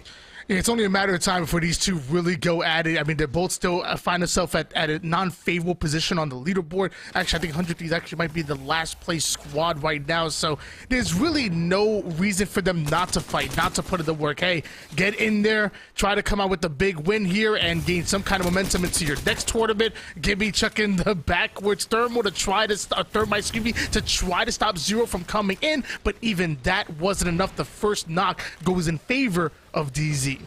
Scurry just so out of position there, and that's kind of inexcusable based on the way that these fights have been going, but it's just been one of those days, one of those nights here for 100 Thieves, and it's so difficult to end up taking this fight when you're going up against double scan. And look at the patience that DZ has even afterwards. If I get a knock, I just end up just sending it right into the enemy teams. I think that's kind of one of my downfalls of Apex. I'm like, come on guys, let's go. We got the numbers advantage. Let's just trade it out. Not these guys. Methodical, slow, making sure that they're doing everything that they can not to give up their advantage that they've built. The knocked over toward the left, that is Scurry, who is on that Gibby, and it is on right now for 100 Thieves versus DZ. A big advantage for DZ. I don't think 100 Thieves is going to be able to take this 2v3. You can just see how well DZ's playing this. And DZ really having the extra motivation to play as patient as possible, because again, you know 100 Thieves aren't going anywhere. They're at the bottom of the leaderboard, so knowledge is power in the situation. Why not play the batteries? Why not make sure you're fully loaded and playing this 3v2 when you know they are not going to back down? They are there for the fight. Eventually, DZ come off with the elimination, and now we're switching on board with Team Nasky, who's been sitting in first place for almost his entire tournament outside of that abysmal game number 1, but so far sitting in second place after the guard was able to usurp them with a huge game 5 win. Yeah, abysmal game number 1, winning game number 2 over towards the trial side, and now potentially in a powerful position over here. I'm not quite sure if the zone is going to pull over here, but the way that everyone's posturing makes you feel like that is going to potentially be a play. Scout, one of the worst iron scope guns in the game. We'll find out if he could find any type of scope for that one to make things just a little bit easier as we see what Aegon by AOC's up. And someone's pinging a gold R301. Was that someone on guard? It's coming in. I'm sorry, I had to laugh for a second. I saw the Watson player shooting at the dragon, and then I saw him take damage back. I'm like, is the dragon shooting back? But no, it was another team, another player. The dragon cannot shoot back. I found out, and we are seeing the zone pull heavily towards the north-hand side, over toward that north pad checkpoint. This is going to be really fun to see teams that like to play around down beast, like Mike and Knight, because they can sit in that god spot for quite a bit before they decide to move forward and find out what their favorable position from there is. I love playing on top of that down beast, especially with a charge rifle or a longbow, and we're going to see if anybody chooses to do the same. And you can see the guard has to make the rotation eventually, but a great overlook of the mini-map shows that the zone is going to pull over towards that dragon that was shooting back, apparently. Tony seeing things out here, but imagine if you shot the dragons and they just started attacking you like the prowlers. That'd be some next level stuff. He dropped the whole bar of health. I was like, wait, I like blinked twice. I didn't see the shots. I'm like, what just happened? He just shredded from 136 onto that dragon, one clipped him, and then started taking damage himself. I was confused. I'm sorry. You're just chilling, like camping as a rat, and the dragon just scoops you down and just like grabs him with his claws and takes you off the map. That's when I quit playing Apex. But ESA coming in with that new addition, Naughty, we were just talking about beforehand. Let's see if they can get this team fight win on the hunt. And it has to be a little bit frustrating when you're looking to team fight and you're looking to get some chemistry as a team. Players just running away from you because you put down some good damage onto them. But now the hunt is on, and that's what you can see Phony's doing with that charge rifle Volt on the Seer. In behind, that's going to be G2 as well. So the hunt have now become the hunted, and this is not looking good, unfortunately, for ESA. Meanwhile, in the kill feed, you can see Jen Burton getting involved onto Sentinels, and unfortunately for ESA, they have now came into G2 zone over towards the mill. We know that they originally used to land here. They've switched it up, and now they're going to come back to their original spot, trying to hunt some kills down as DZ now starting to heat up. That's back-to-back team fight wins for them. They're on pace to set a record game right now, Tony. They've eliminated everybody so far. The last 2 games of an Apex tournament are always my favorite because anybody who's on the left side of the leaderboard usually just plays super aggressive. But one thing you're going to notice different about Series E is that there's still that accumulative leaderboard when it comes to our partnered organizations. So teams like Intel and like Raze, who may find themselves towards the bottom half, still have an incentive to play this out like as if they're still in the game, because trying to get as much points as possible. You know, you never know. When it comes to that final week and you're separated by single-digit points, you're going to wish you played these final games the way you did. So really excited to see Series E really give teams a motivation to play, play like they're still in it, even though they might find themselves at the bottom half of the leaderboard like Intel or Razer. I really like this play coming in to get inside of the Trident and then bail away from where G2 was, get Naughty back into the game, and some of that little, momentum like that where you feel like maybe your team was going to die and now Naughty gets back in there. Maybe he's got a little extra motivation to do well now that his teammates ended up rezzing him and getting him back on the map. We know that they definitely could pop off and definitely want to see it. But CLG, they take that high ground on the down beast, Tony, like you were talking about, a great spot to lay down some serious shots. Wingman Carr coming in, and we've seen CLG really pop off in Storm Point games in the past. And they were one of those teams that were rocking Bangalore fairly early in the meta, even before a lot of other teams had adapted that. So it's nice to see them continue that trend here, as Nano has been really one of our better Bangalores that we've seen so far. But the flat line, 3x, if you had the anvil on that in this distance, that would completely rip players apart. It is one of my favorite spots to play. Get yourself a charge rifle or a longbow, like I said before, and just sit up here. Lots of times when team commits to that angle, they have no place to go. Much like Razor, no place to go but forward. As I say that, Blitz get Blitz creamed right out of there. So now equalizing the situation just a bit. Razor able to take down Tempest as well. So I believe this is a 2v1 right now. And just like that, Tyson getting 8 up like them chicken nuggets. Razor going to be awarded the kills for that one. They're going to try to res up, try to get fully loaded once again. Round 2, 2 minutes and 2 seconds until it's going to be closing in. And the Prowler's coming in for the third party. That's something. It's amazing that they hunted him down that far. Unfortunately for TSM, looks like that was a long-range knock, because if it was a little bit closer, that the Seer Q would have came through in that 75-meter distance. So Hell hitting some from downtown, but a big kill coming in from Borton, some much-needed points coming in from Razor, because Tony brought up a great point earlier. The accumulative leaderboard, definitely something to keep your eye on, even though we're very early into this Series E season. This is the second week, so welcome everybody. If you're new to watching Series E, we do this every single week. There's Guilty Gear Strive, Halo, and Multiverses, so go and check those out at Esports Arena on Twitter if you want to get involved. This is pretty open. We usually have qualifiers coming up at the beginning of the season, so unfortunately if you're looking to get on a partner team for Apex, that's going to have to wait until the next season, but get your squad together, give it a try, and see if you have what it takes to play against some of the best in North America and in the world, as we see what FaZe is up to. They've had themselves a day so far, Tony. Yeah, sadly, Tom won't play any tournaments. He says I have to win a national championship before I'm able to be in his league. So I'm looking for some teammates going into next season. If anybody thinks they can they can play with me and we can get ourselves a sponsorship, hey, I'm all about it here. As FaZe playing this edge, getting some intel that this team's starting to rotate in. There's 17 squads remaining, so plenty of fight to be had right now, especially when you're FaZe sitting in the number 6 spot. You still have an opportunity to make it into the top 3 and maybe beyond, but you have to be really careful not to extend, not to throw your game away, because there's no chances here in game number 6. And that would be nice for FaZe, because keep in mind, this team is still fairly newly formed. It's only been a couple of months for them.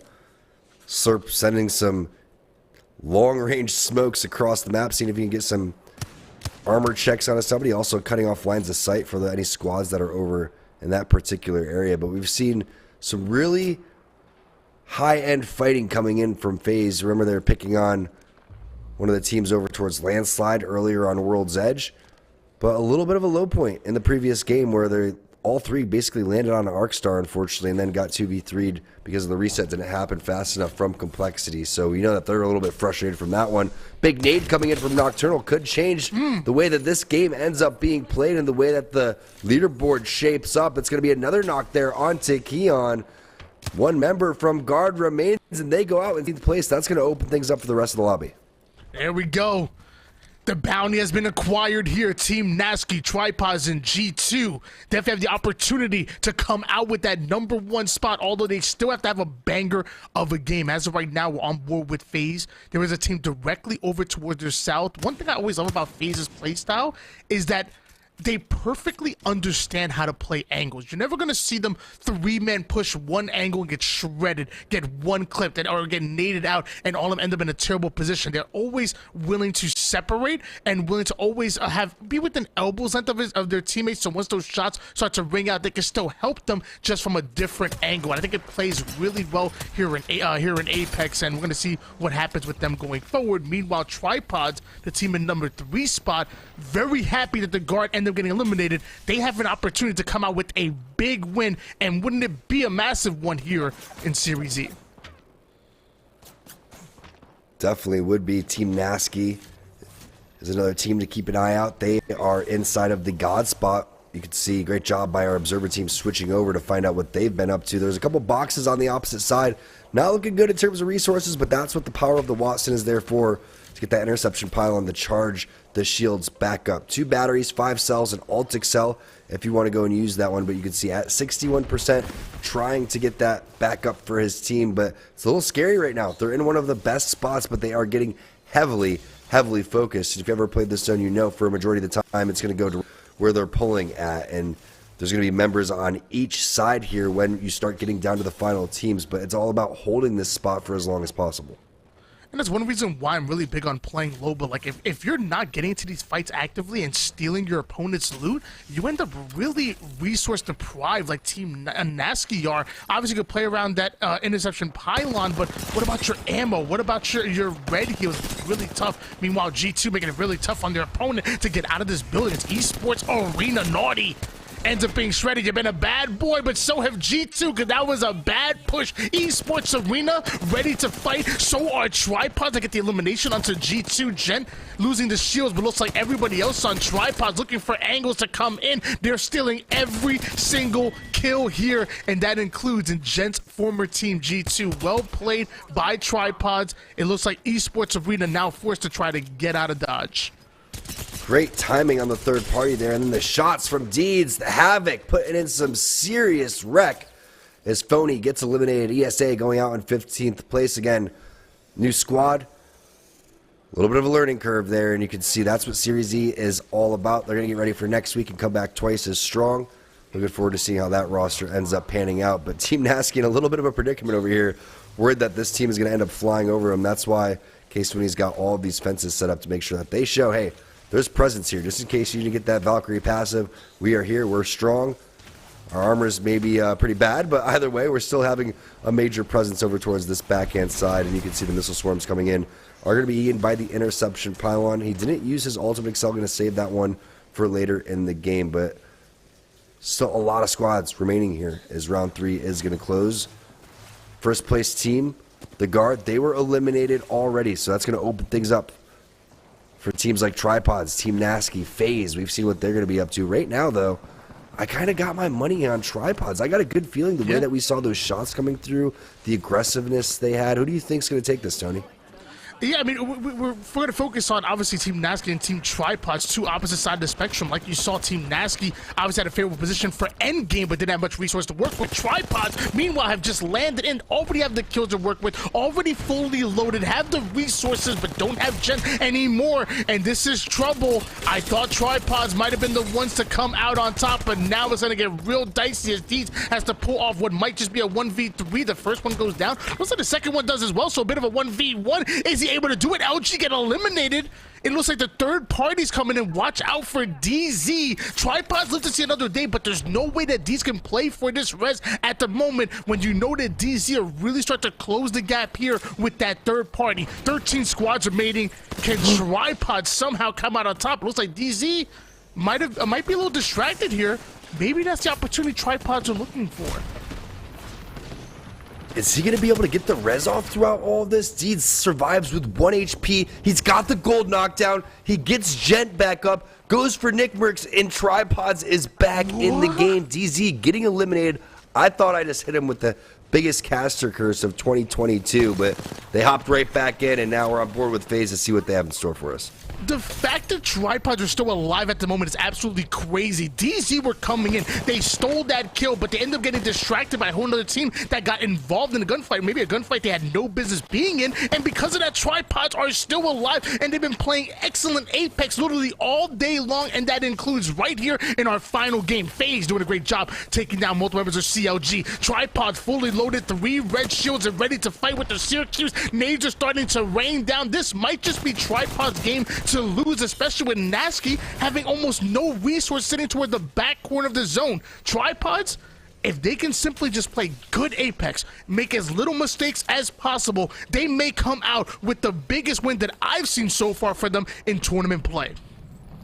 This would be huge for their momentum to make a comeback like that. Deeds again with just the smallest of HP. All of a sudden, a gifted box drops on top of his head so he can armor swap. He gets shot, gets distracted by the enemy team, and now they're back in this with triple red armor, pushing in on some final moments, taking down multiple squads along the way. That's going to be Borton from Team Razor getting knocked. The Q coming in from Nick Merckx and the aggression, the confidence coming in from Team Tripods. You can just see it in the way that they're moving together. And not only are they fully loaded, but they're fighting and fighting well. Like you said, Born, the first one to go down. Jen hits the screen, though, and this is going to be bad. Once again, D's being left by himself, but in between two different teams is TSM. Putting the dream to rest. Tripods get eliminated, so do CLG. TSM somehow find their way towards the edge of zone, but there's a team right above them, and I believe Team Nasty are still on the map. So with the guard and Tripods gone, watch out for them, and watch out for these shots. TSM getting griefed over toward the southwest side of the map. You see these players popping up. It's like whack-a-mole out here at your state fair here, Tony. They're just all over the place. Unfortunately for Tripods, maybe they thought pushing into that building they would face two players. Instead, that was a full TSM roster.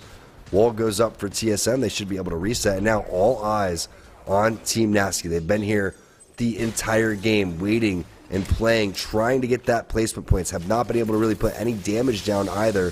196 overall. They know that there's going to be a team on the very backhand side. Makes life a little bit difficult, but this is their opportunity to gatekeep. If there ever was a time for kill points for Team Nasty, this is it. And now keep in mind, Team Nasty, they really need those kill points that you kind of mentioned earlier. Like, I guess I like their spot to make it towards endgame. Yes, they'll probably make it to the top 4, but it's really about those kill points. Keep in mind, they're down by double digits right now to the guard. So they desperately need this right now. It's not just about placement. It's about them allowing the kills to come to them and them ultimately winning these fights. I know FaZe obviously still on the map. Complexity, I don't believe G2 is, so don't have to worry about that. Team Nasty have the opportunity to maybe just steal away 4 or 5 kill points and maybe, just maybe, you know, a top 2 finish, and they might just come out with the win on this one. Really excited to see exactly where they go from here. FaZe still somewhat in the running here, at least to make it to top 3, and maybe to have maybe one crazy game and they come out with the win. They find themselves currently in 6th place and climbing. Definitely possible for a lot of these squads here, as Alberley is going to put down the wall. That's going to help them own this side of the circle. Meanwhile, they're checking their back. You can see that is the side that's going to start closing in on them as TSM gets eliminated. Team Nasty now lighting things up. Look at the shots with the hemlock coming in for K Swinney. Beautifully played with the hemlock. It reminds me of a battle rifle back in Halo. My gosh, absolutely incredible. And with that, we had Win who started off in white shields, currently in blue, double blue with the purple, but now the zone is closing in. Be careful. Don't get sloppy here, Team Nasty. Don't have a lot of cover, but they do know there's a team right next to them. They want to get involved. The Volt shots are going to absolutely shred Complexity. Another team that was in the running, keyword was, until obviously Team Nasty comes in and lay down the law. Complexity get eliminated. So do Intel. Down to 4 squads remaining. Team Nasty have the win in their sight. They see the finish line. It's time to cross through it. They're so close to the guard right now. Just a couple more points should be able to do it. It's all full squads, though. They have to play this patiently. FaZe is on the opposite side. They could lay fire on a Team Nasty if they get a little bit overzealous pushing onto Team Mike and Ike. Instead, Mike and Ike's going to make the play for him. It's going to be MJ going down. Unfortunately, it's Snipetown who gets the knock. Nasty gets one knock, but he's not able to pick up the kills quite yet. And yes, he did. Team Nasty gets the points as the rest of FaZe helps out getting the kills. It's Team Nasty for a reason. The dude's the last one alive, picking up kills for his team, and that's all they needed. FaZe, they still have an opportunity to move up in the leaderboard, but Team Nasty's job is done. Guard moves down to 2nd place, and now FaZe versus Liquid for the win. Both teams fully loaded right now, but not in the shields department because all members losing all of their shields, including Albert Ledley, who goes down to one shot. Slurp gonna join him with that. They're gonna make one last push. The snipe down gets eliminated, and just like that, Team Liquid flowing through them like water, drowning down FaZe and stealing the win here in our final game of Series E. What a final game there. Team Nasky putting it together to take the win overall, but in this game, Team Liquid coming through with that Loba. I know you're stoked about that one. An unorthodox composition. Every single game, we had different legends really starting to shine right there. We didn't see much of Team Liquid in that game. They were laying low key, and we were doing the storyline of who's going to win overall. But what an exciting finish to our pro night here in week 2 of Series E Apex Legends. Yeah, I mean, hey, don't judge a book by its cover, so this story not going to end with Team Nasky, not going to end with Tripod G2 Complexity, but it's Team Liquid, the 15th spot, but ending their tournament day right. Almost 3 players in the 2K club, plenty of kills to go along with it. That should propel them to, I would imagine, the left-hand side of the leaderboard after that big win. Liquid came off a second-place finish literally just last week. We know how talented they are, and although they had a quiet tournament so far, this should be momentum that should get them and really carry them over into their next tournament. Great job by Team Liquid to end today right. Yeah, and that's what I love about watching these players play. That's what I love about Series E is there's no one's giving up. Everyone's trying all the way to the end. Even if they're not on the left-hand page of that Mobile One leaderboard, they still stuck it out. They still fought the entire time. And Liquid ending on a high note, that's what you want to do for your team. You want to feel confident. You want to feel good going into your rank matches later, or you want to feel good when you end up turning that PC off and saying, hey guys, let's reset for tomorrow. But what a night of Apex. Tony, do you want to give out any shout-outs? Yeah, shout out for you for turning off your PCs. I just leave mine going for weeks, months straight.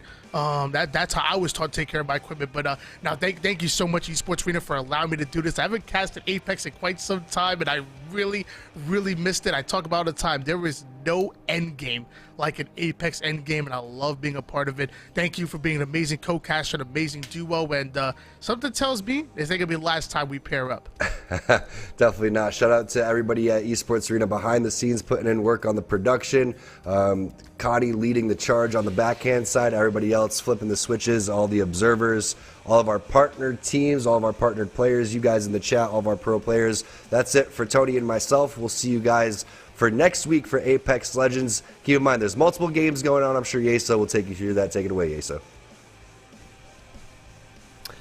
Thanks, guys. Hats off to both of my friends there, T-Squared and Why Not. Great cast on the day, gentlemen. Team Liquid, though, saving their best for last. Kind of a quiet performance from them through 5 games, putting up some solid points per game, but really saving that best game here for Game 6, and they get it done and grab the win. What a showing here. And of course, the big storyline there, and T-Squared and Why Not highlighting it very well throughout the end of that game, was could Team Nasky get the points they needed to regain that lead and stop the guard from getting the back-to-back victories. And they might have done so. They were playing it slow there for a little while, sitting on that 1 kill, but they get in those key late fights and pick up a bunch. All of a sudden, they quickly go from 1 kill to 8, 9, 10 kills, get that solid finish, but we'll have to see if they can get enough to take the win. But let's take a look at our Mobile One high performance moment here for our final game of the day.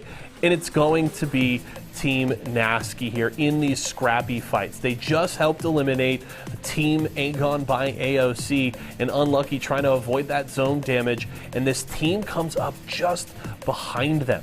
And Unlucky feeling confident, feeling aggressive, and they go for the push here onto Complexity. And Complexity not expecting that push, looking to get a little bit of a reset. And these were some very key kills here for Team Nasky. We aren't 100% sure where they ended up in terms of overall points and if they were able to pass up the guard, but each of these kills were incredibly important. And you could see Team Nasky flipped the switch. They started playing confident and playing aggressive, and they started dominating in these fights. And it might have gotten them the win. Let's pull up the Mobile One leaderboard to see if they were able to do it, or if the guard are our back-to-back champions. And Team Nasky did it. EMEA showing up big time here in Series E, and by just 2 points. We talked about it, how incredibly important each one of those kills were, and Team Nasty takes the win by just 2 points there ahead of the guard.